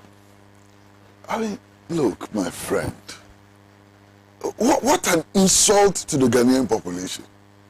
Who said that Ghanaians are last minute people? If you create a system which clogs the process of registration and makes it impossible for people to go about their legitimate duties and so on, they will wait for when the queues will be shorter. Yeah. It's a human thing, it's not a Ghanaian thing. You understand? When I wake up in the morning, I'm going to work, and I see a queue, which will delay me from going to work for 2 hours, for 3 hours, for 4 hours and so on. And I think that maybe next week the queue should be shorter. I will skip and go next week. Normal. You understand? Nobody wants to be in a queue for 3 hours. Yeah. Nobody wants to be in a queue for 6 hours. So that if it's so done as to avoid congestion, you're likely to expect a lot more people registering than when it is planned in such a way that there is congestion. Simple common sense. Now, I think we've come to the point where we must begin to apply common sense in everything we do. And I don't think that in this particular exercise, we have applied sufficient common sense. Maybe we have applied some, but it is not sufficient. Okay? So we must begin to apply sufficient common sense. And perhaps if we apply sufficient common sense, we would get somewhere. Look, there are so many people who have so many SIM cards. I know people who have 4, 3, even some who have 5 and so on. There may be different reasons why they have so many SIM cards. It is not everybody who uses his or her telephone for social media. Your social media tends to be heavy. You understand? I mean, people who are heavy on social media, if you are getting about 1,500 messages a day on your WhatsApp, and some people do get that, you understand? In a very short time, your battery runs out. You understand? So in order to avoid that, people have telephones which are dedicated to conversations, normal telephone conversations. They have telephones that they use for social media. In fact, in some instances, they don't even use regular telephones for social media. They use laptops and the other one, what do they, tablets and so on, who they cannot use a regular telephone. That means 2. Okay? There are some people who are so busy that they don't want to be taking calls at certain times of their daily lives and so on. But they know that during the course of the day, they are likely to get emergency calls. So there are phones which are dedicated to emergency calls. Usually phones on which they receive calls from their wives, from their children, and close business associates who are likely to be. So anytime there's a call on that line, they know that it's an emergency or something could be emergency. It could be an emergency and so on. That makes 3 SIM cards. Now, SIM cards are also used for Wi-Fi, this dedicated Wi-Fi service. So having 4 SIM cards is not strange. There are good reasons why people could have up to 4 or 5 SIM cards. You understand? It is not for the commission of crime. It is just for the ease of life and so on. So we need to factor that also into consideration. Now, where are we? We are at a point where there are so many people who have not been able to register. We have to understand also very clearly that in today's world, mobile phones have become very crucial for life. Very crucial. There are some who keep all of their monetary possessions on their phones. There's a story of a woman who was sick and went to hospital and had to pay her bills using her Nombo and so on, and it was blocked, and therefore she couldn't pay her medical bills. Okay? In emergency medical situations, we rely on the mobile phone. Some even rely on their mobile phones for security. You understand? They have these CCTV things, which on their mobile phones. So on their mobile phones, they can see what is happening in their offices, see what is happening in their homes and so on. It's a security device and so on. So we should not be blocking phones lightly. Because in some instances, blocking phones means denial of life itself to people. That's why we should take it seriously. Look, those who are in charge of this exercise, the Ministry of Communications, the telecoms, and so on, need to rethink the whole exercise and to do it well. Someone said something which is very true. There are some who are not in a hurry to register their SIM cards. Why? They owe so much on the SIM cards. They borrowed monies, they don't want to pay back. So if the mobile phone companies will block them, all the better. I mean, all the better. You understand? All the better. Those category of people are there. But I don't think that they are the majority. Yeah. They are an extreme minority. And that should not form the basis of making decisions on this matter. I think we have to rethink the whole exercise all over again. Thank you.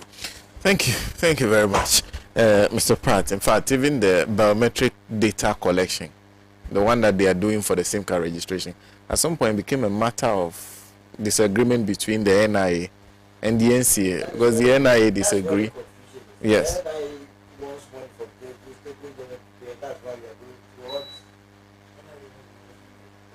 No, because usually those services are supposed to be procured by those entities so that they can access our data. Yes, the biometrics are there already. They're already available. So why do you take my biometrics again? That one, they have to just sit down and then do it, because it's a good exercise. Yeah. It's a good exercise. They have to sit down and then... Well, which leaves us with this frustration. Anyway, we'll take a break. When we come back, we have other matters to talk about. Suffered to lead his people into the land of freedom. He's the Redeemer. Welcome to Calm Trading and Farms Limited.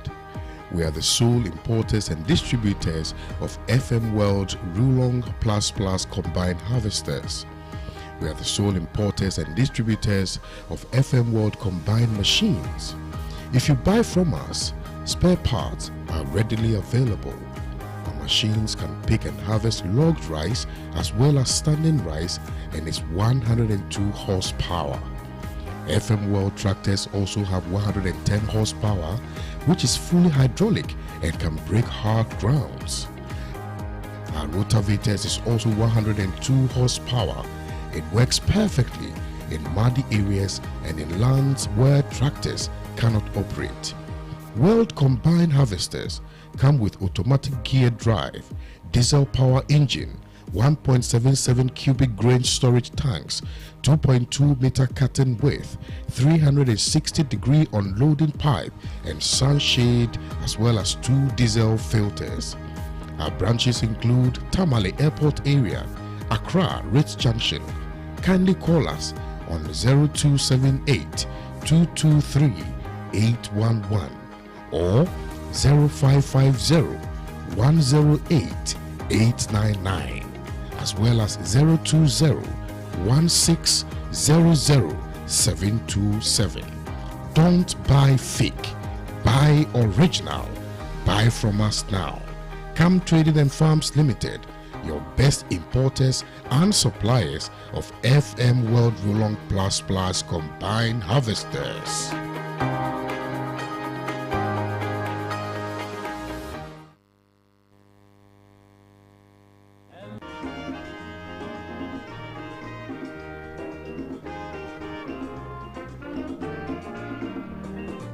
He has labored, he has suffered to lead his people into the land of freedom. Very much for staying with us on the Mother of All Talk Shows, Alhaji and Alhaji, live on Pan-African Television. Of course, we're live on Facebook if you're watching us via Facebook right now. I'm just reading a few of the messages you're sending to us via Facebook.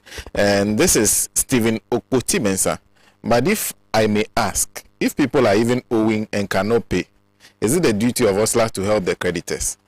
Kwame Nakoja is also joining us. Please, Sena, tell Solomon that he should better bury his head in shame, because their way of registering for Ghana card is very cruel, in the sense that people use other people's GPS address for their Ghana card registration because of a situation like what we are experiencing today. Tell him that what we are doing today is nothing to write home about. The digital addresses on the properties are different from that of GPS addresses used for Ghana card. So if a Ghana card holder commits a crime with his or her card, how can you get him or her? They should give us a break.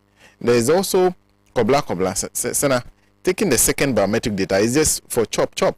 People are benefiting from this. Imagine they are making 1 Ghana cedis on each Ghana card. Just calculate if 20 million acquired a Ghana card, how much would have been made. That is our headmistress. Is so bent to pull this through. Samuel Kobina Essel Donko Sena. Solomon has made it very emphatic that the MPP manipulation of a Ghana card has rendered the NDC losers before the election. This can be found in the Japa blueprint. So having analyzed all my opinion is to remove MPP-led Akufo-Addo Bawumia. With them in office, no party can defeat them. After all, they are failed woefully fighting Galamsey corruption and have not protected the national purse. There's Raphael Agbeto Sesena. My voter ID, passport, SNIT card contains my data and my biometric. That's my fingerprint, which the ECOWAS ID card is having. So what makes the ECOWAS ID card different and more unique than the others? That we cannot use other cards that bear my name, date of birth, and bio data. This MPP government is a confused one that lacks the common sense. Yes, Solo would defend this lack of sense. This is Eche Evans. That's Raphael. Oh, your friend. Your friend is not kind at all. Eche Evans says, my came down last Sunday. In fact, he bought an SIM card and called me with it because he doesn't have a Ghana card. That's what we're just talking about. Nilati says, ever since Akufo-Addo and his appointees assumed office, they have not got any of their manifestos by way of implementation right, or because they rush in addressing issues to gain political point against their opponents. Other than seeking fresh ideas and diverse opinions from many Ghanaians. Let me do a few this year, and then we'll move on to the discussion of inflation. Habib Bantus says that never in the history of Ghana have we ever witnessed a government who can lie and lie like this current Akufo-Addo Bawumia government. Why? All this government thinks of is how to rig the next election. Now, not the betterment of the Ghanaian. Times are hard. Ghanaians are suffering. We are wallowing in abject poverty. Everything is skyrocketing. Why? Akufo-Addo, why? That's coming from Habib. There's also this one who says Nana Akufo-Addo and his government are not failures. Ghanaians who believe in the lies and scam are failures. Nana achieved his childhood dream to be a president, and Ghanaians helped him to fulfill it. I blame NDC MPs in parliament for approving communication minister after she harassed a man in parliament. That is coming from, okay, I didn't get your name. This is Prince Henry Kufuor who says, why is Mr. Osapmafo walking free after taking, okay, that's another issue. This is Elliot Ogbe, who is joining us. I want to use the opportunity to congratulate everybody who has made it a priority to fight for this party by availing themselves for the various positions across all constituency. Michael Ajande is also joining us. Please, Sena, is the law quoted by Solomon, does the law quoted by Solomon categorically state that it is Ghana card is the sole card to be used in registration of all the things he mentioned? This one is from Seidu, who says, what many people don't understand is that this government of Nana Akufo-Addo creates a panic or chaotic situation and then use it to make money and to profit from it. NIA and SIM registration are just two out of the lot. Clear examples. This is subtle extortion of money from the public. Well, those are some of your messages. Like I said, a lot more to go through. In fact, I'll go through some on YouTube shortly. But before that, let me introduce my next topic that has to do with inflation. We are now at 33.9%. Of course, that famous US professor continues to challenge us. In fact, we've been doing some small calculation ourselves, and numbers don't look good at all. From basic food items, you're looking at something closer to 100% than 33.9% if you're looking at August last year to August now. But the Ghana Statistical Service says 33.9%. What does that mean to the average Ghanaian? And once again, I get to start with Ambassador. And I got my punishment from staying outside. Before I come to the situation of inflation now reaching 33.3%, can I have a small time to respond to what my brother said? Oh, no. Please. Sir, did I not tell you that we do these things, NDC and PP, and therefore we sacrifice what is to be done on the altar of politics? Did I not tell you that? Was I doing politics when I said that? When I defined what Ghana card is supposed to mean by law, as against your conjecture that, oh, we are promoting ECOWAS and therefore we are issuing ECOWAS card, have you amended the National Identification Authority Act? Have you amended it to say that ECOWAS means Ghana? This morning, I came here to contribute to debate. Did I say I was going to inaugurate John Mahama's youth? You said you were going to inaugurate Chamati youth. So who is doing politics here? You say that NDC has no alternatives, policy alternatives. Is that what you are saying? Yes. We don't have reckless policies.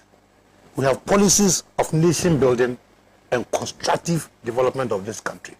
So if you have a policy that developed atomic gas, you know, Ghana is not suffering from energy crisis now.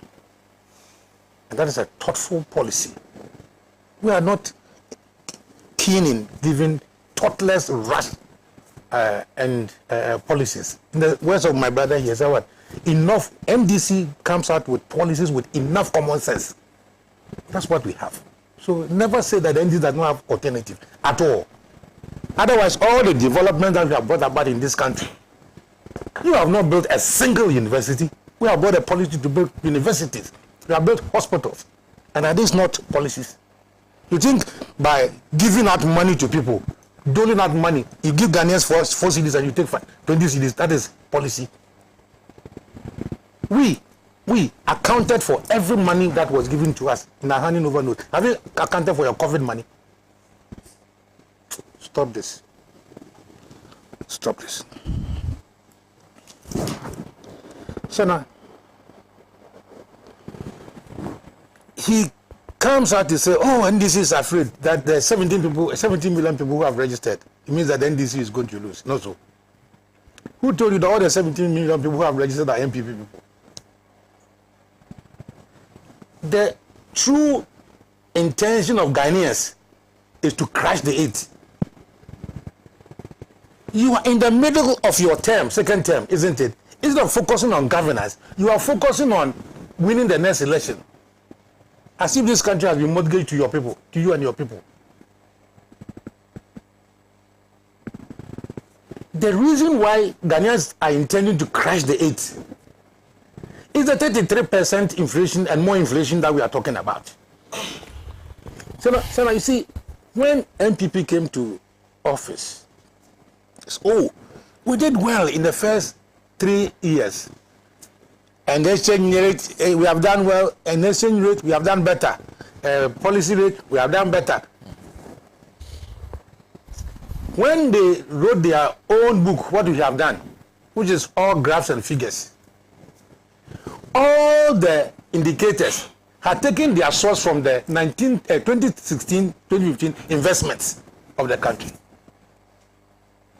In terms of energy, the investment we made when they came, instead of they even acknowledging what we have done, they kept telling us, "Oh, we took this country through doomsday."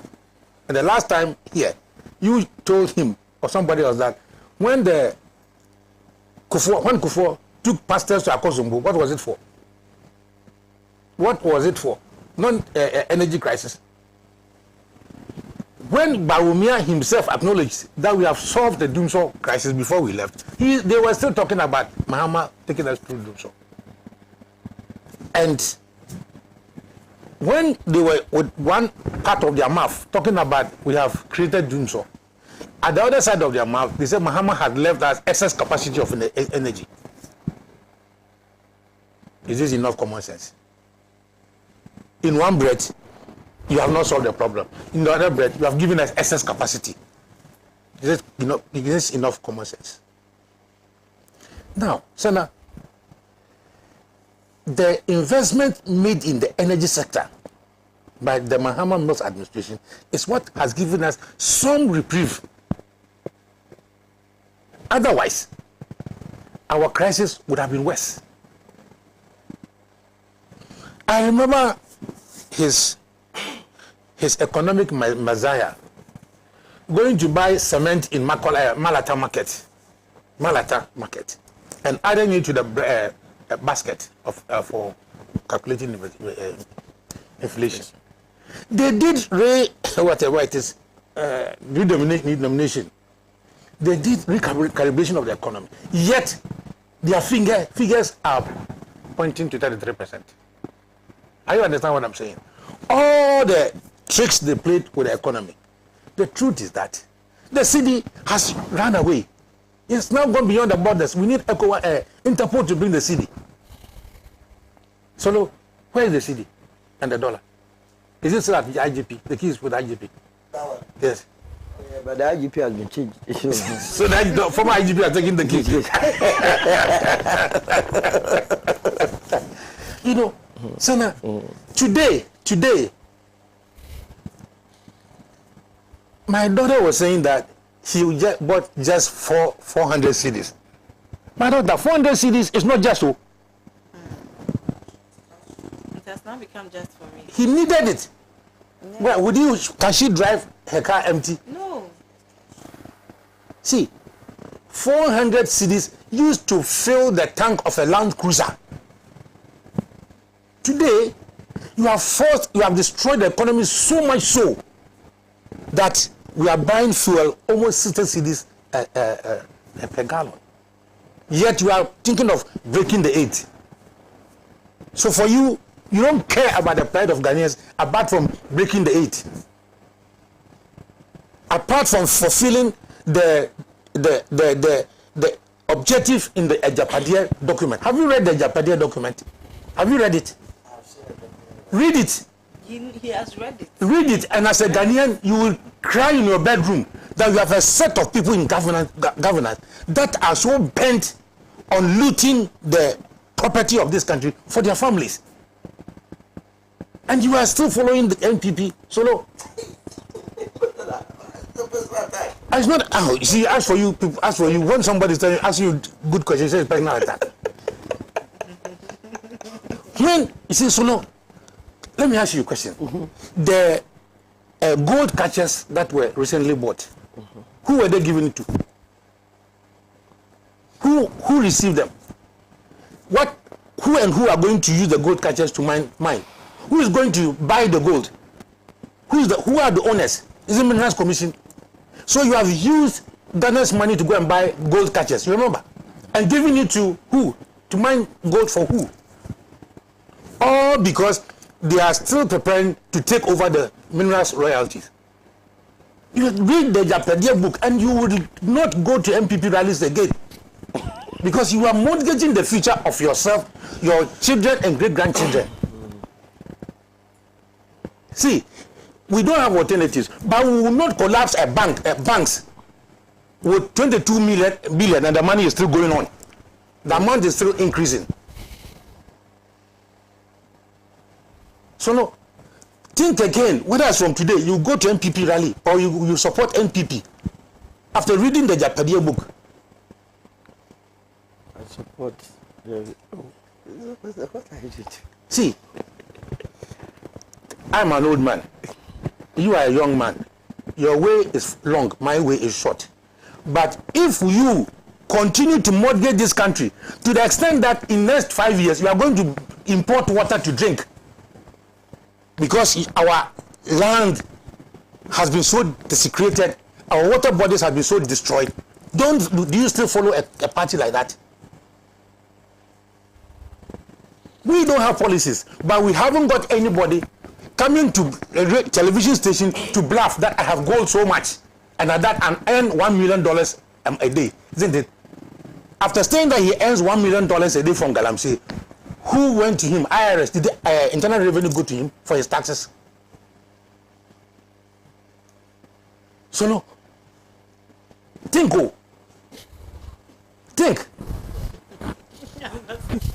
By next 5 years, see, it's serious. Sena, it's so serious. Go to Takwa.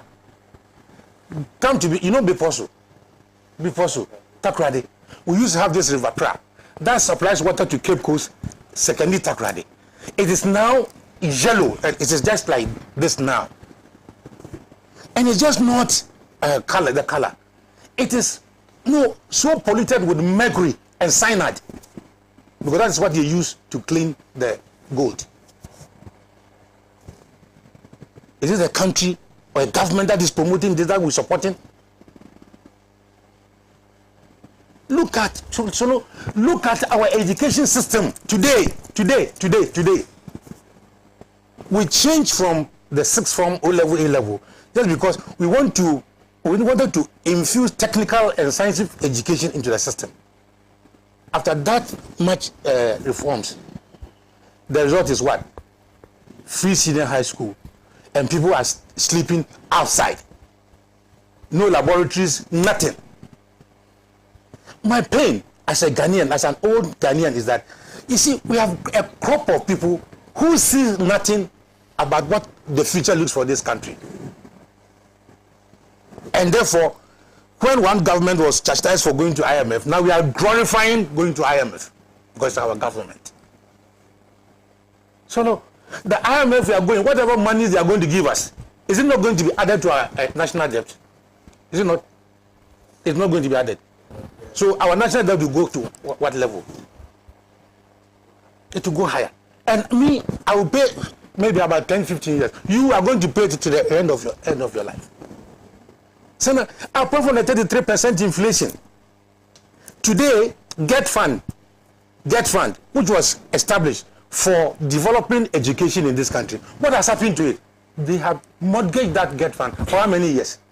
So tell me, how many years have you mortgaged the Get Fund? How many years? 10 years. Eh? It's not 10 years. You can't tell me. You see, so again, even the energy sector levy, which was brought to pay for energy sector, the debt in the energy sector, you have mortgaged it. Gone. So no matter what we collect from the energy sector levy, is going to service their mortgage. And therefore, when petrol prices are going up, there's nothing to cushion the ordinary person. Was it not Akufo-Addo, your president, who said they were not going to buy new cars? And they got abroad to chase people to retrieve old cars. Today, I saw 75 years edition of Land Cruisers. Check the convoy of the president. And that, you know, one of that, the price of that one, when we are a country suffering, you go and buy 75 edition, that's expensive. That is not managing the economy. That is not the road to breaking the 8. In fact, we are crashing the 8. NDC is going to crash your 8. Because your ambition to break the 8 is just to encumber this country and steal more and destroy this country. See, there's so much anger in the country because people are suffering. People are really suffering. And if we are suffering together, there will be the pain will be assuaged. You know, but when you have communicators like you who come and say and defend everything because we have cut part of our budget to pay for government communication, this is the way you will talk. This is the way you will talk. Sena, is it not true that they have 6 million for government communicators? That's the way you talk. NDC doesn't have policies. We don't have policies to steal from this country. We don't. We have policies to develop this country. Today, everything is about JDM, John Dramani Mahama. No MPP communicator speaks without mentioning John Mahama. The first topic that we discussed, Sena, did it have anything to do with John Mahama? The first topic we discussed, he brought in John Mahama. Yes, that John Mahama, we are bringing John Mahama, who has no alternative, and that we are bringing Alan Kojo Chamati. Alan Kojo Chamati, you are a member of the government. And if the ship is falling, no seaman or sailor can get up and say, I'm not part of it. Is it the case? See, people are angry. Sena, light bills are going up. Water bills are going up. Trotro fares are going up. But the salary of the worker is intact. Doesn't move. When you increase your salaries by Article 71 salaries by 74%, you give the Ghanaian worker 7%. You are so corrupt. See, your government is so corrupt that even when a person like Toby Afedi says that, no, I don't think this payment is right, you have the guts to insult him. You people have the guts to insult a man who freely and voluntarily said that I don't think I deserve this payment because you insult him. Why have you made why have you made corruption the air we breathe? Why? You have made corruption the air every Ghanaian should breathe. And for you, your oxygen is Mahama. Every day, everything Mahama. When you are polluting the air, it's all right. Mahama also established that I'm saying nothing happened. When banks have been closed and workers are suffering, oh, Mahama should have closed it. Everything is Mahama. The oxygen you breathe is Mahama. And the air you breathe is corruption. Yet you have the guts to say the MDC is corrupt. Sena, we are in a long haul. Like my daughter was saying, it's not going to end now. You understand? Because after we have taken the IMF loan, which is the last oxygen bottle available, where do we go? After this IMF bailout, where are we going? You are building your country with corruption and building your country with corruption. Sena, my last point. When they talk, they say, oh, 1D, 1F. We have bought in 1D, 1F. Sena, if you have bought in 1D, 1F, should your foreign exchange not be increasing because you are exporting? Shouldn't. These factories, what are they producing? They say eco juice. Eco juice. What is the percentage of Ghanaians who on daily basis depend on eco juice? In any case, Solo, please note it. You are going to tell me how much money has been invested in eco juice as a company, and what is our rate of returns? What are we going to gain from that? List at least minimum of 5 factories that we say you have built. Tell us who the owners are, who the shareholders are, and what percentage is Ghana's share in those companies, and how much are we going to get? This fraud is enough. We should stop it. Ambassador, thank you. Thank you very much.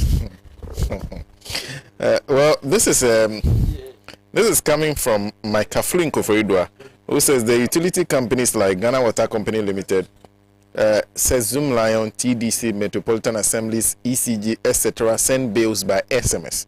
If the SIM cards of holders are blocked, how can these bills be sent to them? So messages still from the first discussion we had. This one is from Idi Gideon Montari. So, your panel, good morning to your panelists. Observing closely and with the fallout from NIA and the notorious Galamsey Queen Aisha Wang, the Ghana card should not be the sole document for the purpose of identification. Neither should it be the sole document to get into our national voter register. It will be so problematic to use the Ghana card since other nationals such as Chinese are found to be in possession of the said cards.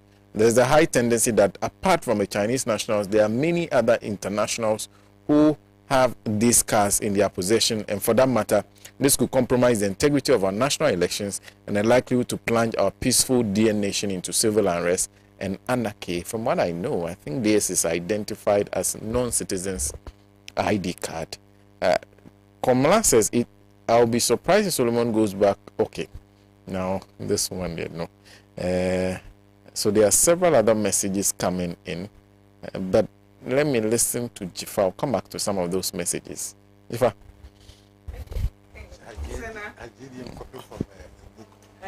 I wasn't expecting that you would call on me first, but I'm excited anyway. Oh, why? I'm excited anyway. Solo has been given an assignment, that's why. Yeah, exactly. I can see how you're taking a pen and a paper. And I will thank my father here for throwing punchlines to him. Punchlines that, I mean, they deserve, because there are certain questions that they must answer. But I'll start off with the fact that in 2016, when NPP fraudulently won the elections, Sena, Ghanaians or those who supported them were elated because finally the economic wizard, together with Nana Dankwa Akufo-Addo and his fraudulent masterminds, are coming to save the country. I mean, that is what they told us. And so we were expecting the magic to come on, only for us to realize about 6 months down the line, and I'll be very honest that some of us, we knew it before time, but 6 months down the line was such enough time for us to realize that they were here to do try and error. Somebody who has never had a seat of parliament before or government before jabs his mouth at every given opportunity, decides that now I have gotten the power, and they're doing try and error. I was excited when my father here mentioned the cleanup sector. That cleanup, banking cleanup, that is what they called it. It is so dear to my heart. It is one of the most painful things that I have faced as a Ghanaian who knows how to project. Because I remember quite well that Baumia and the finance minister, together with Akufo-Addo, kept insisting that they had seen some mess and garbage in the financial sector. in Ghana, they had some special lens that we didn't have. The normal Ghanaian didn't have. The normal market woman didn't have. The normal politician, the normal foot soldier didn't have that lens that they were using to see this garbage or dirt in the cleanup sector. And that they were cleaning it. And when they clean it, we will see how strong the economy will become. We will see how stable it will become. So they said banking cleanup sector. And the cleanup involved scraping off Ghanaian-owned banks, hard-working people who have gathered money and decided this is the business I'm entering into. Doing well. A typical example is Unibank and Heritage Bank and Royal Bank.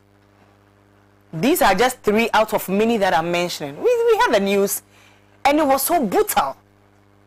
First of all, somebody like me, before I even decide to take your lens and look at whatever cleanup sector you were talking about, I would want that these are Ghanaian-owned banks, owned by Ghanaians. Employees are all Ghanaians, feeding Ghanaian homes every single day. In the US, in other countries, they will address such cases with so much care in us. Whatever problem is it, whatever problem there is, can the government support you to rectify those problems so that you can continue employing Ghanaians, you can continue feeding Ghanaian homes, because that is the most important as a government. Sena, we are here today, 2022 in September. Till date, from that day till date, the so-called cleanup sector, there was no magic that we saw. Nothing reflected. If not anything, it has become worse. So, as a very, very young girl, the pain I am experiencing right now is that the president, in his greed, in his own Ejapade agenda, has destroyed Ghanaian-owned banks for nothing. And this was a witch hunt, but when you say it, they will say you may be affiliated to NDC or whatnot. Because at the end of the day, most of the banks that were closed down were assumed to be associated with NDC. Now mention the 3 again: Unibank, Heritage Bank, and Royal Bank, amongst others. These are just examples. And so let us cripple their finances so that they can never have money to contest us again, or they will never be financially capable to contest us. These are some of the things. 1 million, one constituency. There was supposed to be another initiative that the government decided that I'm come to invest some 1 million into each constituency so that, you know, you could find something to do for yourselves as constituencies. And so 275 million per each constituency. And that 1 million was supposed to be per year. Today you ask them, they didn't say it was per year. Tomorrow you ask them, say, oh, we bought ambulances, don't you remember? Toilet. And then we have been building toilet facilities. And so that is the $1 million we promised you. But we are not kids. When they were saying dams and then they went to show us dug wells, when you know very well what a dam is in the mind of Ghanaians, when you said $1 million, you could have said things amounting to $1 million. You decided not to say that. Sena, today, what is the evidence that any amount of money has been invested in any constituency? Where is the proof that that agenda, $1 million per constituency per year, has affected the lives of Ghanaians positively, and constituents for that matter? There is nowhere that we can find anything that has happened. Let's talk about NAPCO. NAPCO was also supposed to solve this issue of unemployment. And so let's enroll, unemployment has been solved. Let me not talk so much. Where is NAPCO today? Rather, as to sort out their own people, there has been a gross fit in all the government sectors. Ghana Gas has been packed times 5 of its normal size. We have the biggest number of ministers, the largest number of ministers ever recorded in the history of Ghana in this government. Presidential staffers, 1,000 and over. At first it was 900 and something. Now 1,000 and over. Stubborn academy. They don't care. The more you say, the more they bring people in. Everywhere. Every state-owned enterprise. You can go and check what I'm saying. They have packed, and that was the idea of solving the problem of unemployment. At the end of the day, unemployment is we are supposed to make use of our people. Let them work where work is needed to be done. Create the opportunities, create the spaces. Today, people are seated in Ghana Gas. They don't even have tables to sit on. They are taking salaries. That is the unemployment that we are fixing. 1 million, 1 Ghana cedis. It has gone to waste.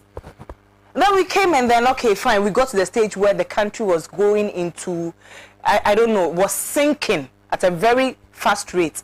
And so we have to have an emergency surgery. And the surgery was going to be a Japa. The Japa deal was supposed to be a savior. And let's not forget, the NPP have a way of cooking and crafting things for you to think that, oh, savior, this is the one that is going to solve all our problems. They said the Japa, not knowing that the one thing that Ghana is known for, as to why we were once called Gold Coast, which is our gold royalties, was going to be mortgaged over a long period of time for something small just because we are greedy and hungry now. I salute all the minority MPs who were in parliament to reject this deal. It never worked, and I'm proud of them. Because whatever the situation we are going through, there are certain deals that we cannot venture, or else we are dead as a country. And Ijapa collapsed. We were still sinking at the fastest rate ever. E-levy appeared. E-levy is the savior, because the way we use e-money, e-levy will come and solve all our problems for us. By hook or crook. You remember what was happening? When my own brother, Mohammed Suparu, was wheeled from the hospital, people were brought in ambulances, come and vote for e-levy, come and vote against it. The fight continued, and at the end of the day, the stubborn academy head prefects won, because when they decide, no one can say no. And so e-levy was passed. Sena, 1 week after e-levy was passed, tell me what happened. Tell me what problems is solved. When they had come to preach that they calculated the amount of money the government was going to make out of e-levy, and so it was going to solve all our problems for us. Shortly after, we landed in IMF. And when we landed in IMF, apparently the conversation had been going on so long before e-levy. So the e-levy didn't stop the IMF again. Initially, we were told that if we are able to endorse e-levy, we wouldn't need to go into IMF. The same government that called His Excellency John Dramani names for entering an IMF program, that called him names for investing so much in infrastructure when they have nothing to show for when it comes to infrastructure. We went to e-levy and we are now in IMF. Today, the inflation rate has sunk so steeply. From July till now, it was just a little over 20. Today is 33.9. Let me just say 34. Because today, when you are buying something and they tell you it is 3 cedis, 50 pesos, you should know that tomorrow it will be 4 cedis. So you better just, situate your mind for that situation. This is where we are. And it has broken records. The steepness of this inflation for the past few months has broken records. NPP has tried, sugar-coated deals, have brought this to our table, telling us that this is the savior, telling us that they are the savior, telling us that our problems is as a result of Russia, Ukraine, as a result of COVID, and as a result of the Queen's death. They have brought all this to our table and keep making excuses, just like my father here was saying. That at the end of the day, they cannot even make any right communication without mentioning John Dramani Mahama. You came complaining that this man, you are better than him, so come and do your best.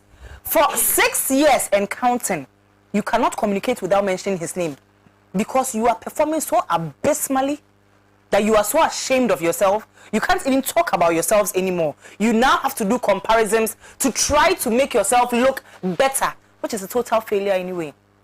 Is that where we got into? Put on the table what you have done. Show us what you said you will do and what you have done so far. If you are very confident, you fear no transparency. But today you have resorted to comparison. You compare outfits. But what did you expect from a president who on his first day of speaking to the country was plagiarizing? What do you expect for a president who came out to say that he was misled about a deal? If someone plagiarizes without knowing that this was said by somebody, and wasn't informed to, give accolades to the person or recognition to the person, obviously that first day should have told all Ghanaians, this man is clueless. He's a stooge, he's there, and people just decide what he does. You have a deal, you sign with your signature, and come and tell us you were misled. But we don't know you as an illiterate. We don't have a problem having an illiterate president. We know you as somebody who boasts to be a lawyer and learned, and you are, I think, the only president who has an accent, and we don't even know where the accent is coming from. So in Ghana, Onimwadie, you have been given a contract with your signature under, and you are telling us that you were misled. You do not know what happened before you signed your signature under. Imagine the other signatures or the other deals that had been signed by him, which haven't come out for us to discuss, that he has no clue about. Sena, we are in this crisis because this is the worst government in the history of Ghana. They are braggarts, they are clueless. The only thing they have left is their mouth. They are completely naked and in they are clueless. TND means let's look at what they have been doing since 2017 January till now.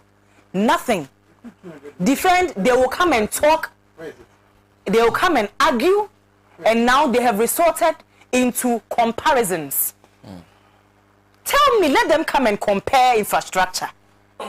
Let them say one thing that they promised that they will do, that they have really established well.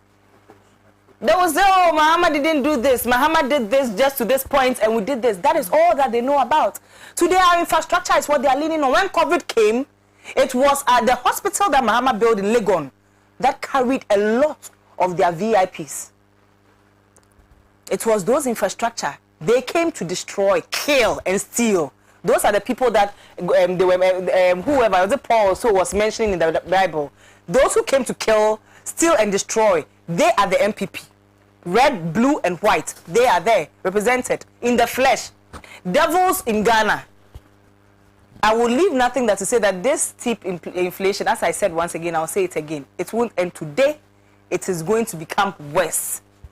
They have gone to IMF after swearing just 3 days before the announcement that we are too proud as a country to go to IMF. That is what the finance minister said. Okay. And what it communicated to me, Sena, is that the finance minister too is clueless. Because something we had been discussing with them for so long, you come and just 3 days before it is announced, you tell us that we are too proud to go to IMF. And that would be, he didn't even say it would be a last resort. We would never. Meanwhile, you want the stretcher going there. He wasn't even aware. The finance minister was not even aware. We're going to IMF. This is the clueless government we have today. Okay. Sena, we will kick them out when the time comes. That's all I have to say. Dzifa, thank you. I'll come to you solo shortly. Things around us. That's the name that you have on YouTube that you're using. That's your name. Says Ghanaians are not angry enough for all the nonsense going on in the country. If a so-called judge can say birth certificate is not proof of citizenship with flimsy and empirical evidence, there's Emmanuel Owusu, we as a nation should not wait for any biased institutional leader to disenfranchise any Ghanaian before we start complaining. We as a nation should fight this intent immediately. Trum says, I guess, Solomon, I guess you might be wrong. The LI did not say Ghana card should be used for, the LI did not say only Ghana card should be used for the registration. Godfrey Richardson says, ECOWAS integration way, okay. It says, ensure at least 90% of Ghanaians above 15 years have been registered before embarking on your disenfranchisement and SIM blockage. Keep blocking means keep losing money. Reina MC Ramos says, and please tell Solo to stop saying what he knows nothing about.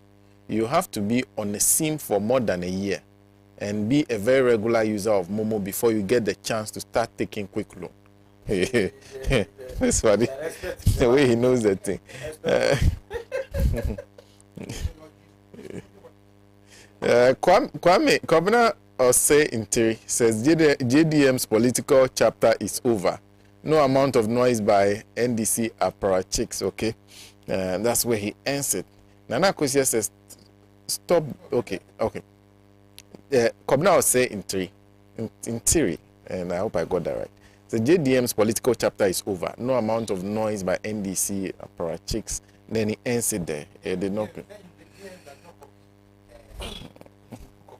Emmanuel Kessie says, I went to the bank, UMB, to withdraw funds from my company account, and the teller requested for my Ghana card. I think he's angry about that. Okay. Solo. Please come in. We have to do a combination of father and daughter business here. Since they are raised, uncle is a neutral arbiter here. That's right. But as for the two of you from the same camp, which neutrality here? Well, first of all, the MPP won the 2020 election fair and squarely, and that was amply proven in court when the General Secretary of the NDC could not substantiate the very case that they are taking to court. So let's get that one checked out. COVID-19, Ambassador says we have not accounted for it. In fact, the minister was in Parliament and then he did justice to the accounts. He made the whole world to know that indeed we got 18.19 billion and we finally spent 12 billion. That is also for the records. Where is the balance? The balance is available. Where? Again, it must be put on record that when you check the history of this Fourth Republic, any social intervention we have, social intervention policy, was brought by the New Patriotic Party. Their party should name me just one. Talk about free maternal care, talk about the free SHS, talk about the capitation grant, talk about the national health insurance, talk about the NYEA, every social intervention was brought by the New Patriotic Party. It tells them that, Ambassador, I had the stomach to stomach all the things that you were saying. To the extent that you have to even impugn my integrity on this platform, I had to, I said, because you are my... Again, Ambassador says Atuabo gas was a very good policy, but what he fails to add is that without discovering oil, we couldn't have had the gas. When we discovered oil in this country, what did they say? They said Ajongo. You remember? When President Kufuor died, they were calling Atai. That today, the least opportunity, they eulogize him. Discovered oil, invested so much into the GMPC for us to discover oil in commercial quantity. They said it was Alajongo. And let me also put on record that the gas plant was going to be established anyway, because we couldn't have fled all the gas without making any commercial gains out of it. We had even chosen a site. What they came to do was to relocate the site from the original place to the Atuabo. Atuabo was not the original place. Where was the original place? I will get to the original place. And it even became a subject matter of conflict in the Nzema area. So we have signed agreement with the Trinidad and Tobago people to come and develop that. We couldn't have discovered oil and then left the gas fled like that. So it is not any achievement that they should be proud of. Then he was talking about the fact that we said we have stopped buying Land Cruisers. Indeed, we were going to stop buying Land Cruiser, but for the fact that the former President John Mahama needed a Land Cruiser together with a wife. So we bought them too, and they are enjoying. The day they will return the Land Cruisers back to the state, then Ambassador's position will be tenable. Other than that, if government is buying a former president and the wives are also taking, how can you pick and choose? We are all dissipating the monies. The idea of the one district, one factory that he was pooping. I mean, inflation is the topic that we are discussing. That's not the case. Why are we where we are? We are where we are because, first of all, supply chains have been disrupted around the globe. There are several things that we are unable to produce as a country, and for that matter, we rely on outsiders to import, to export to us. And so when the COVID and the Ukraine issues came, some countries were unable to produce some aspect of these goods. And so it has made demand exceed supply. Econs 101, all of us know that when demand exceeds supply, definitely prices will go up. And since 2019, freight cost has gone up. Fuel prices that they want to shy away has gone up. I mean, let me put on record that everyone is feeling the heat. I have never come here to say to Ghanaians that we are not in difficulty. This is about the 10th or 20th time that I'm telling you that we are in some form of difficulty. Everyone acknowledges it. And everyone knows the source of that problem. But we are doing politics. So they have to say it in such a way that it will make the government look bad for them to look good. When in fact, if I were to ask him sitting down here, that given the opportunity, if they were the ones governing now, under the current circumstance, how much would they have sold fuel? He will not be able to tell me. He will not. Because when they came to power, they took over from, what do you call it, a fuel regime that we were buying a gallon of diesel at 4 cedis. They left it at 16 cedis. Why didn't they maintain it at 4 cedis? It tells you that the way and manner we operate, we can never keep prices static. It will go up and then up and up until we expand the base. So what have we been doing to checkmate this inflation that we are talking about? Every policy takes a bit of time to actualize. Not that you start it today and tomorrow you expect results. The very things that this government is doing today, we will have the full impact of it in, say, 10 years, 20 years. My sister was talking about free SH as being a bogus policy. I don't know where. So correct yourself. What did you say? So that you correct what you think you heard. Exactly correct. So what did you say? I said it should have been progressively free SHS. It was a very good initiative, but implemented very poorly. You meant to attack her, so you didn't listen to what he said. It's my sister. I can never attack her. The point is that free SHS, we all agree. The Constitution makes it clear that we must make effort to make it free. You understand?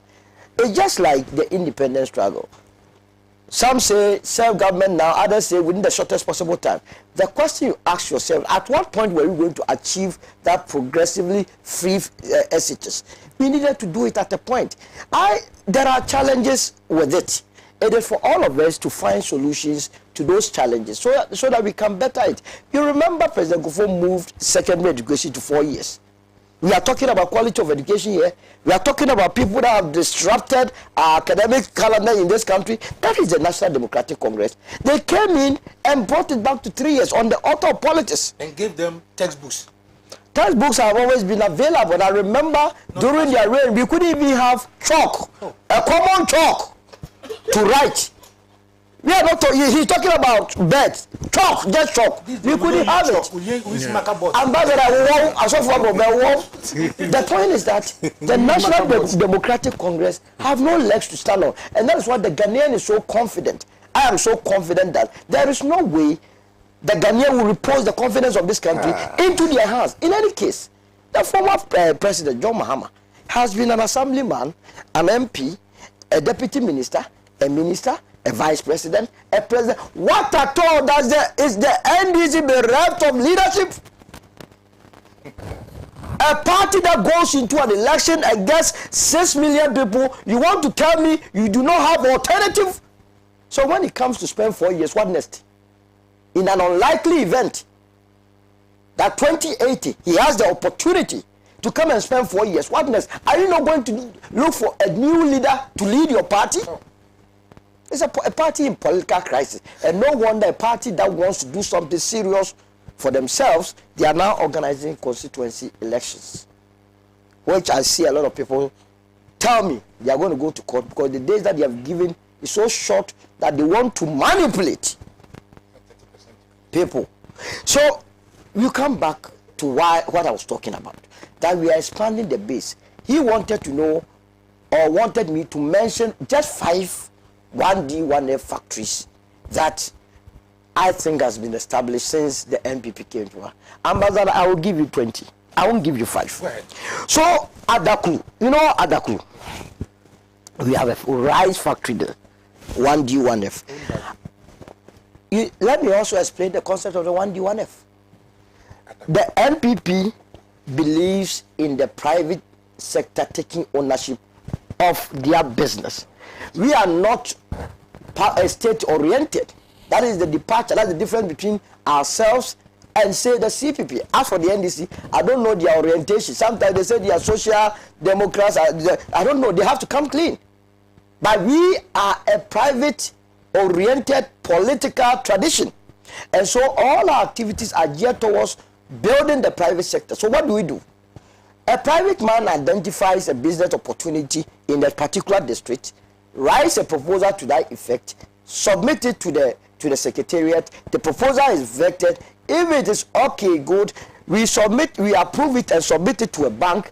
When the bank okays it, the bank grants a facility to that company, and the interest rate, government takes 10% out of it and give the business entity to pay 10%. That is what a progressive government does. And out of that has produced Adaklu Rice, Kumewu Machine Resource Center, Potato Processing Factory at Gumwa, Insawam Tissue Factory. You know, now we are reducing the import of tissue.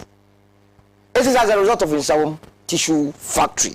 Then the poultry factory at Apasare in the Kuapim North. We have the fertilizer processing factory at Dowenya. We have the tissue factory once again at Kwabri East. We have the Kumfi that he says I should tell him the market share. If for nothing at all and one person is even drinking a Kumfi, it is a credit to the New Patriotic Party and no one. We have a concrete blocks factory at Ewuku just here, some 10 minutes drive away. You have the multi-food factory at Subin Akrofom in the Ashanti region. We have the wood processing factory at Drobonso. We have the Dabuase palm oil processing factory. We have what? The Nanumba yam and cassava processing. It's endless list. We have 125 of these factories scattered across the country. What I expect my brothers and sisters from the National Democratic Congress to be doing is to learn from us, because they have not brought a single policy to change the destiny of this country. Look, between 2013 to 2016, we had deficit in our trade transactions. Why? Because if you go to the Ministry of Trade and Industry, it will tell you that between 2013 to 2016, because we did not have power in this country sufficient enough to propel industrialization, there was not a single policy in that ministry to propel growth. To propel growth. If you don't have power, how do you produce? And you would agree with me that we were taking when this world was created, they said, let there be light. It was John Mahama and the National Democratic Congress that came into and told the people of this country, let there be darkness. We stayed in it for 3-4 solid years. So they have no legs to stand on. I want to assure the good people of this country that, especially the youth, they must not join the chorus in things are difficult, things are difficult. Yes, things are difficult, but the world is being reset. Look, countries are suffering. You go to UK, at the airport, if anybody is coming from London today, ask the person whether the Eastern Bloc, the Eastern Europeans that used to check bags and luggages are still there. They have all gone away because they don't have money to pay them. Germany is struggling with energy as we speak, to the extent that for the first time in their history, they are likely to have a difficult winter. The Europeans have told us that they were embarking on green energy. Why have they reverted back to the nucleus and to the charcoals and so on and so forth? Because we have a crisis. But I want to admonish my own government that every crisis, I see every problem as an opportunity. As a government, and that is what we have started doing. Out of COVID that we decided to come out with Agenda 111. I want that Agenda 111 to be actualized. Now I've seen a lot of it at various stages of completion. That in the midst of COVID, the nation took the bold decision of constructing 111 district hospitals. Out of this whole Ukraine debacle, we must come out as a country to put Thor in order, so that our crude, when things get worse, we can refine our own crude to supply the system and even add on. Out of this crisis, I am admonishing the Ministry of Agriculture that we intensify. Is it not interesting that we sit down as African body or as Ghanaians and to be importing some foodstuffs that we could produce in this country? Let this problem rather be a defining moment that never again must the happenings of an external country or an outside country have a much serious impact on our lives. That is where I want us to look at all these things, so that together, because the hardship that we are going through, it is not only related to the NDC or MPP.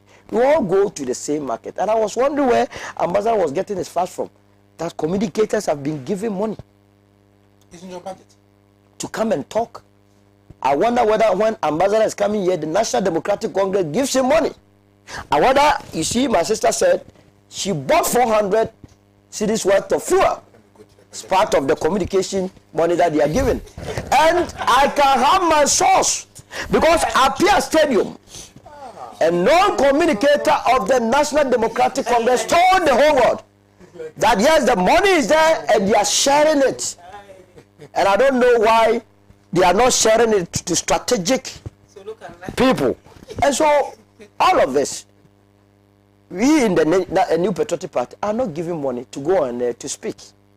We come here to defend the political tradition that is so much in our blood. I'm a UP. I belong to the New Patriotic Party. My tradition has outlived their tradition. NDC has no tradition. So if anybody will advise anybody to join another political party, I will call on Ambassador Sam Pee Yalley and my sister Dzifa Tegah to join hands with me as I leave here and go to the Patriotic Forum for Alan, so that I can usher her into the New Patriotic Party together with him. And together we can continue with the very programs and policies as I've enumerated to you. Is it not interesting that, have you heard of the petrochemical industry that is coming on board? The petrochemical industry. That we are now moving the production of fertilizer and plastics to a different level.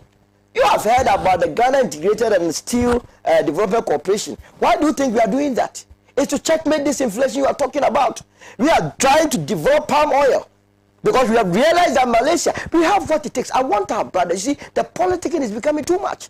Now you go to Parliament, a simple issue. Look, I heard a lawyer send you a message that I was not getting the point. But the lawyer ended up quoting the very law that I give it out. And that is the mere fact that the law is there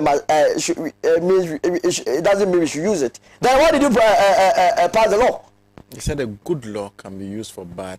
So then why do you so what is so ambiguous about the law that has been passed? The law says that if you are going to register for your voter ID or use Ghana card, if you are going to register your SIM card, use Ghana card. And the people are implementing the law to the latter. And you say that it's a good law, but being implemented badly. How good can you implement apart from how they are using it?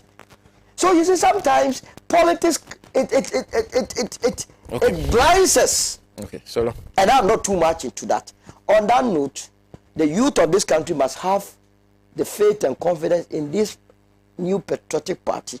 Just like they demonized President Kufuor when he was in power, that he was a Thai, and after his exit, he is now seen as the God. Tomorrow, they would remember the New Patriotic Party. Just two messages, and I'll go to Mr. Pratt. This Musa Batwa. As far as I'm concerned, the SIM card registration is another avenue created for some people in government to shortchange taxpayer. If we have a robust biometric system which is more viable than that of UK, as said by Bawumia, why are you asking Ghanaians to go through this hardship in order to register our SIM card? Kwesi is join us on Facebook. Says, please tell Solo. NHIS was started by the NDC under President Rawlings. Exploration of oil was by President Nkrumah. President Rawlings intensified with Chachu as the head of the GMPC. MPP should stop taking credit for things they know nothing of. Let's conclude this with Mr. Pratt and hear his thoughts on this issue. Well, I think the first most important point is that the rate of inflation is a disputed matter. There are those who actually have calculated the rate of inflation and they have put it beyond the 45% mark. The government statistician put the rate of inflation at around 30, 31, 32%. Okay. So there is some contention about the rate of inflation. Whatever it is, I think it's important also for us to begin to understand that inflation, like all other indicators, are statistical averages. And that statistical averages do not tell the whole story.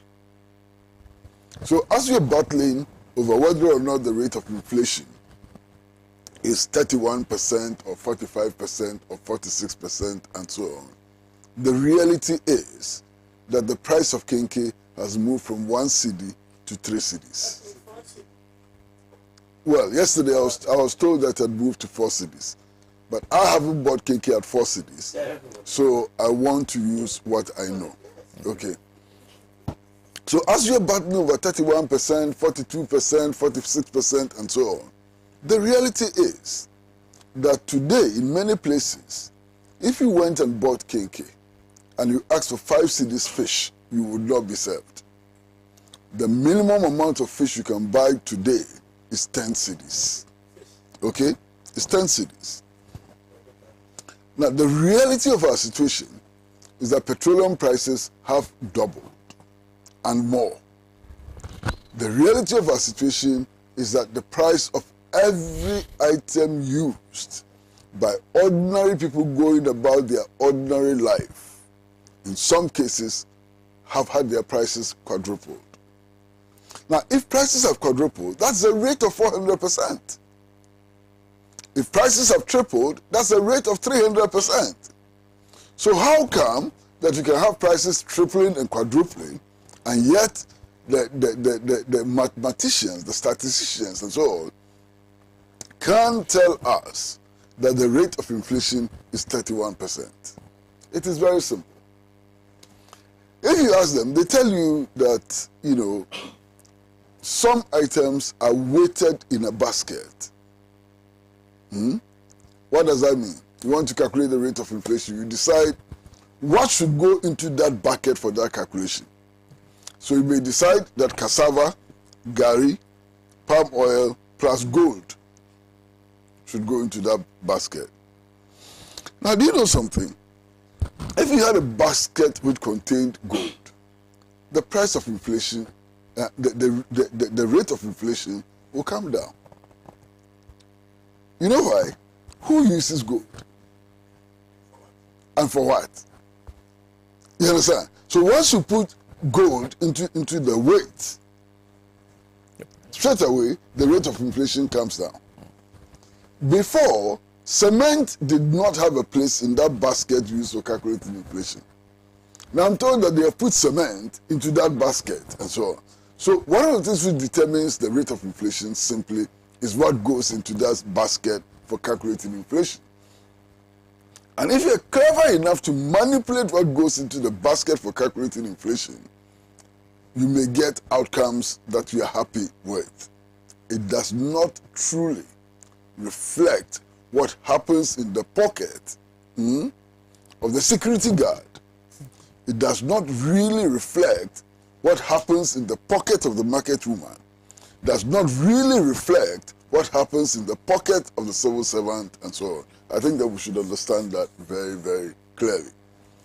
Now, once we've understood that, then I think we can begin to interrogate what is happening within the national economy. And I like to use very simple measurements. In fact, when it comes to examining what is happening within the national economy, my mentor is former President John Ajekun Kufuor. I like to use his method. His method is not sophisticated. It's a very simple method. He says, check your pocket. He says, check your pocket. And then when he becomes very sophisticated, when former President Kufuor becomes very sophisticated, he moves from check your pocket to look at your life, examine your own life. The story is straightforward. I don't see anybody living in Ghana today who would check his or her pocket or examine his or her life and come to the conclusion that things are going well. I don't see one. Even for those who are blessed or whatever, to be making a lot of money and so on, they know that things have changed. I have a friend who drives one of these very latest Mercedes-Benz cars and so on. And 3 days ago, I was talking to him and he said, I just paid 1,000 cedis for petrol. I used to pay 200 cedis for the same amount of petrol. He feels it. He sees it. It is touching him. Yesterday, there's a whole, what did they say? These days, the words escape me often. I think it's age. But yesterday, there's a whole lot of confusion over whether or not transport fares have been increased, have not been increased, will be increased, and so on. All of this are clear indications of what is happening in the national economy.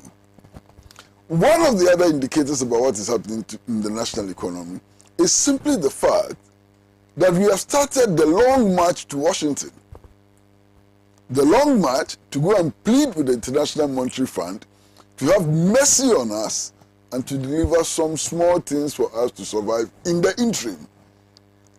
What can be a better indication of what is happening in the economy than this long march to the offices of the IMF in Washington? That's a clear indication. Now, for me, that indication is perhaps the most worrying. That indication is the one which clearly indicates that we have reached the level of desperation. We're not desperate. Now, why do I say that? We have been to this institution 17 times already without any good result. So if you're rushing there in the 18th time, it must be an act of desperation. It must be like the drowning boy clutching onto a straw. That's where we have reached. That's how bad things are. Now, there are other indications, and those indications do not come from me. They do not come from the National Democratic Congress. They do not come from the CPP and so on. They come from government. Listen to government. When government went into negotiations with organized labor, government was crying that we can't increase salaries this year because the money is simply not there. If we do that, it would amount to committing suicide. So after a lot of haggling and so on, government finally agreed to give 4%. But then, as usual, things get exposed. Then it came out that Article 71 office holders were going to take in excess of 70% increase in salaries and so on. So the agitation on the labor front started, threats of nationwide strikes started and so on. Government reluctantly now agrees to 7% and so on.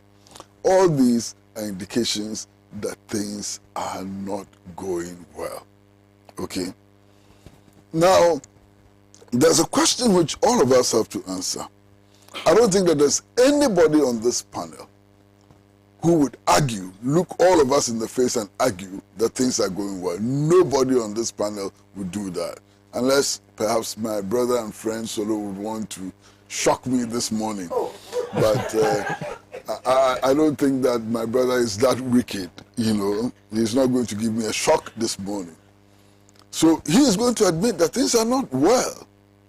Now, if things are not well, we need to ask ourselves again some important questions.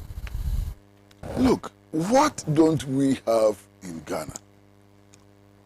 What don't we have in Ghana? Solo will tell us that Mr. Alanche Martin is one of the best leaders that anybody can get anywhere in the world. He's been saying that over a long period of time. Before he came here and after he's been here, he's going to repeat that message. I am quite sure that Dzifa and my brother Sam Pee Yalley would insist that President Mahama has such wonderful leadership qualities and so on. Okay? You look around us, the most renowned sickle cell physician is a Ghanaian, Professor Konote Aholu. You go into the field of mathematics, you have somebody like Professor Alote, and so on. I mean, we won't stop today. You are looking for brilliant economists. You turn right, they are there. You turn left, they are there. You look forward, they are there. The only problem is that most of the time when you go to the Ministry of Finance, you can't find them there. You understand? But they're everywhere. Okay? What do you want that you can't get in Ghana? Water? Look at the rivers crisscrossing the land. white Volta, black Volta, or Fing, or everywhere. The rivers are just everywhere. Our land is so full of gold that we're experiencing a gold rush. People from all over the world are rushing here to dig gold. From the United States of America, from Germany, from Holland, from Burkina Faso, from Togo, from Benin, from Niger, everybody is rushing to Ghana for a piece of that gold.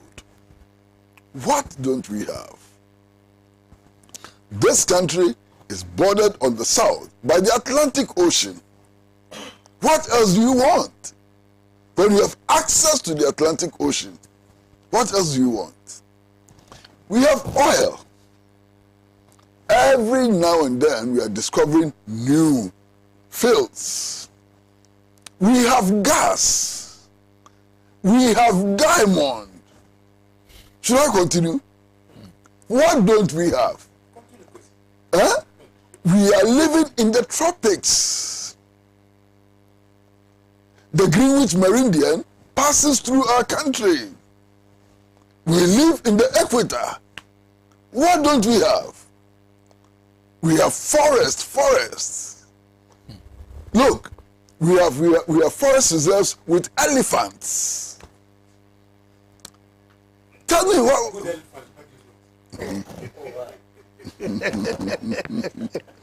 Not destructive elephant. So, Master, what don't we have?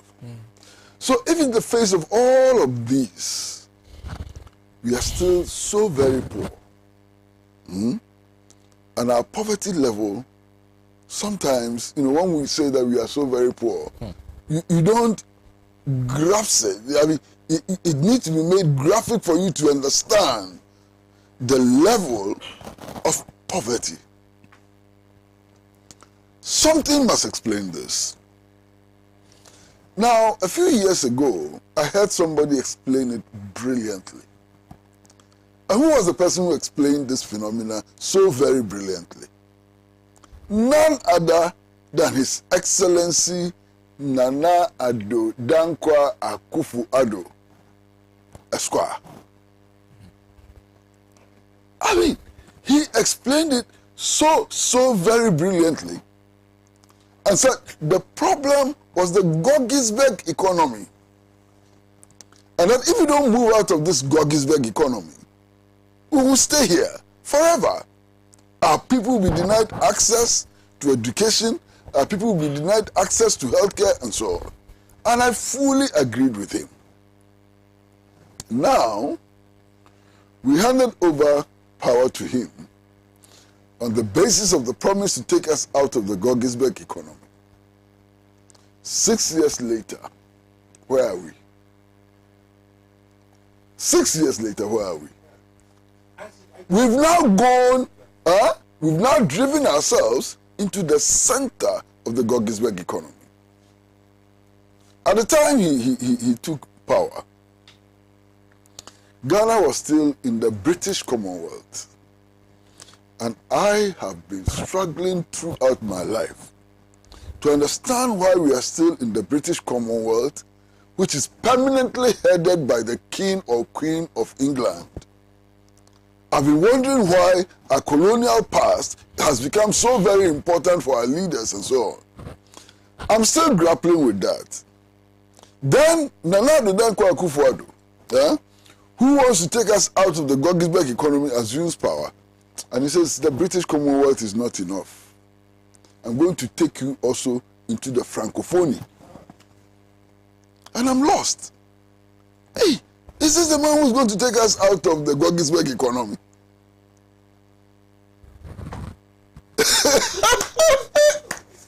Hey,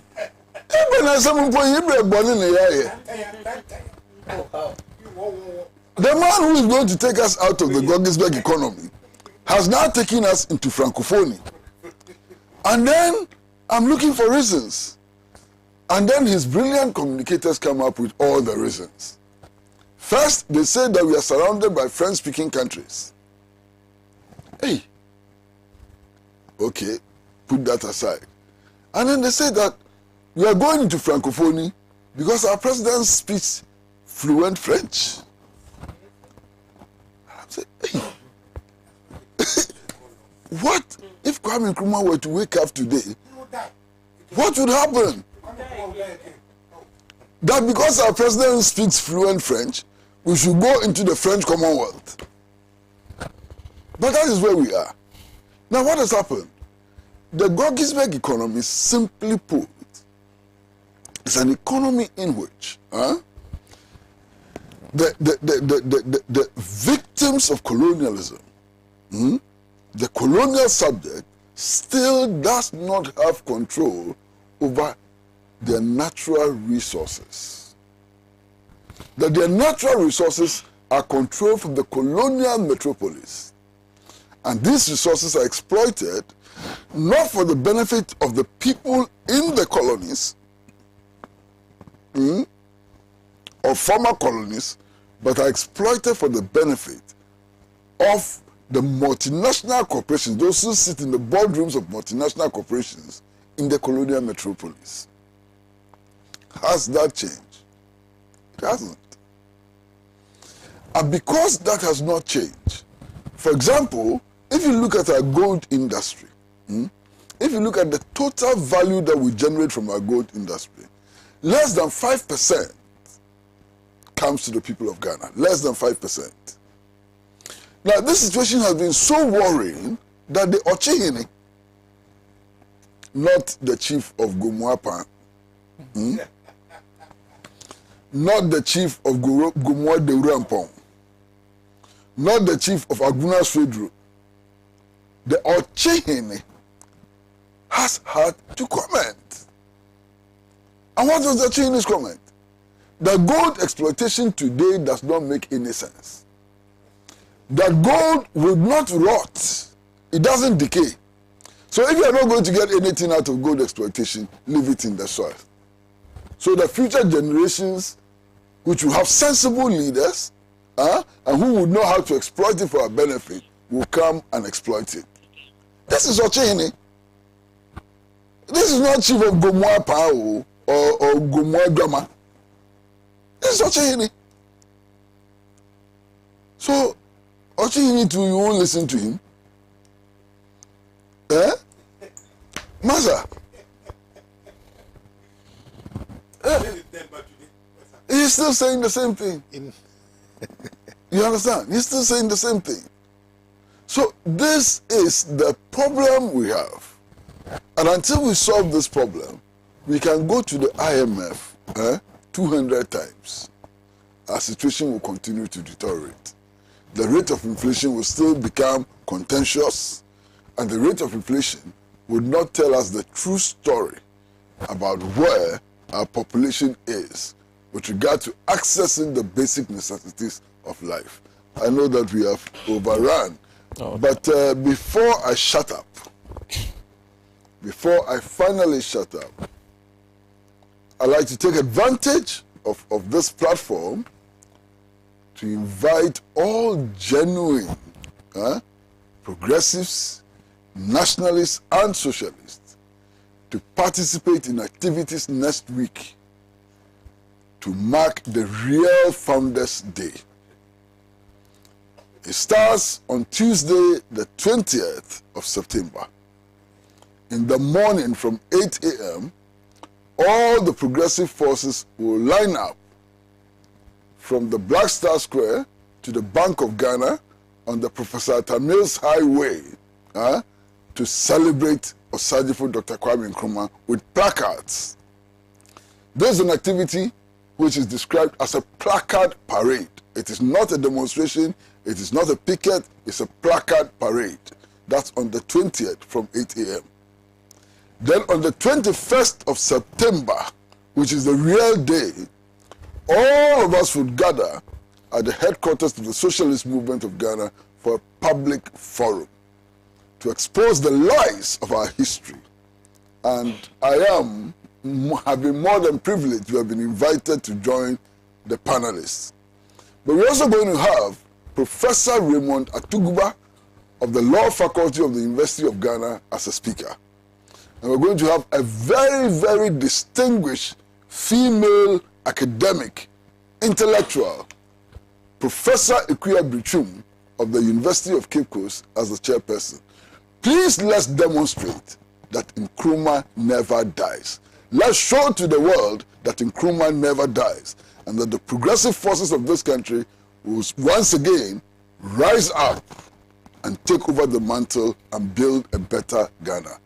We have no option to participate in these events designed to honor the memory and contribution of Osajifo Dr. Kwame Nkrumah. Thank you. Thank you very much. I'll repeat that. In case you missed that, I'll repeat that shortly. But before I do that, this is Solo. This is Seidu who says, tell Solo that he has lied. The Nanumba Yam and Cassava factory is for Alhaji TB Damba, So where lies the lie? which I can see on authority. That they added to 1D1F because when Anadu was storing Nanumba North Municipality, there was absolutely no development project for him to inspect or talk about. So they quickly cleaned up this before then abandoned project to deceive us. This is coming from Seidu. There's also someone who has some other issue with you. This one is from Edwin Tenge, who says the Daboasi Palm Oil Company is never 1D1F initiative, but rather he says it's PSG Ghana, GH.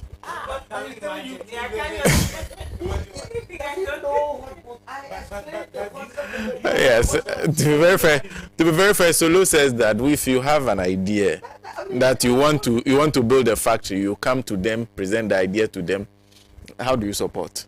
Not that they take a bank and then take 10% of the interest Even if it's an organizing shop. Oh, okay. I mean, So they help you secure a loan you know, and then give you a at a reduced interest rate. exactly. And if you already have a factory which if you- existed for 20 years, That one and the too you factory help. is not doing well, you go can still to apply. Apply. Okay. So the factory may have been in existence for 20 years, years. But it's 14 not- years it's not before Nana functional. Akufo-Addo came to power. It So is it's still struggling. functional. Okay. Struggling. Okay. You understand? That is a 1D1F. government that's thinking ahead. Okay. Thank you. Thank you, Solo.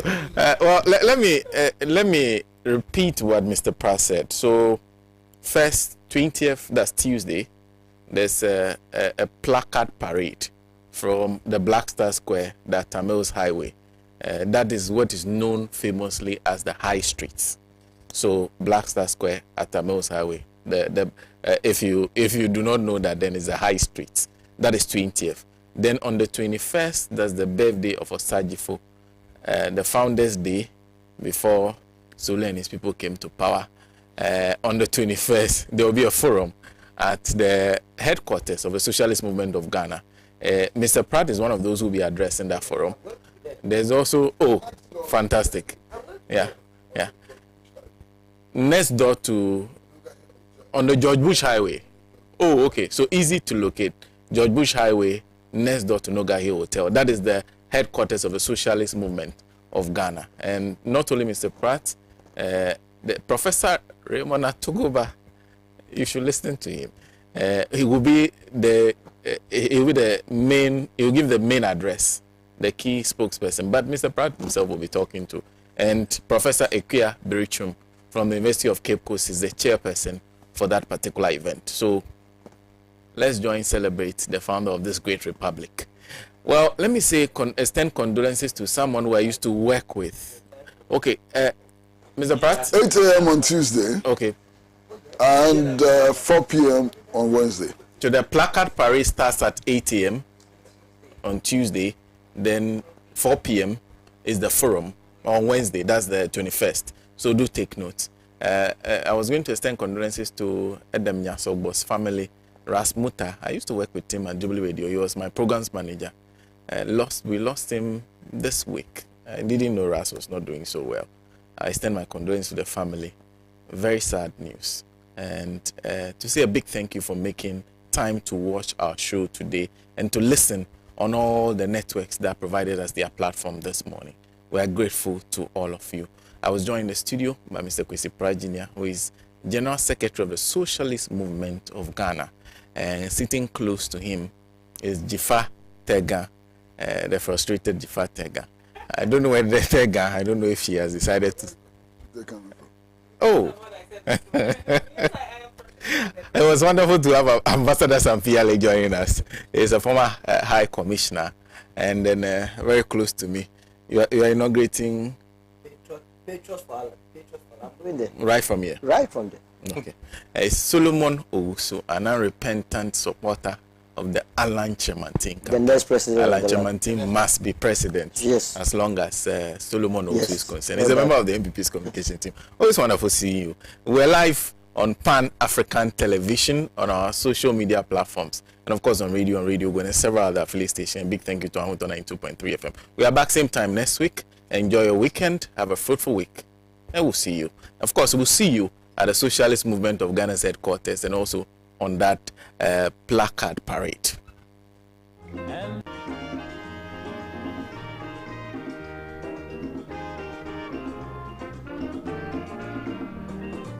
He has labored, he has suffered. Are you put off by the very low standards that most accommodation facilities offer? Well,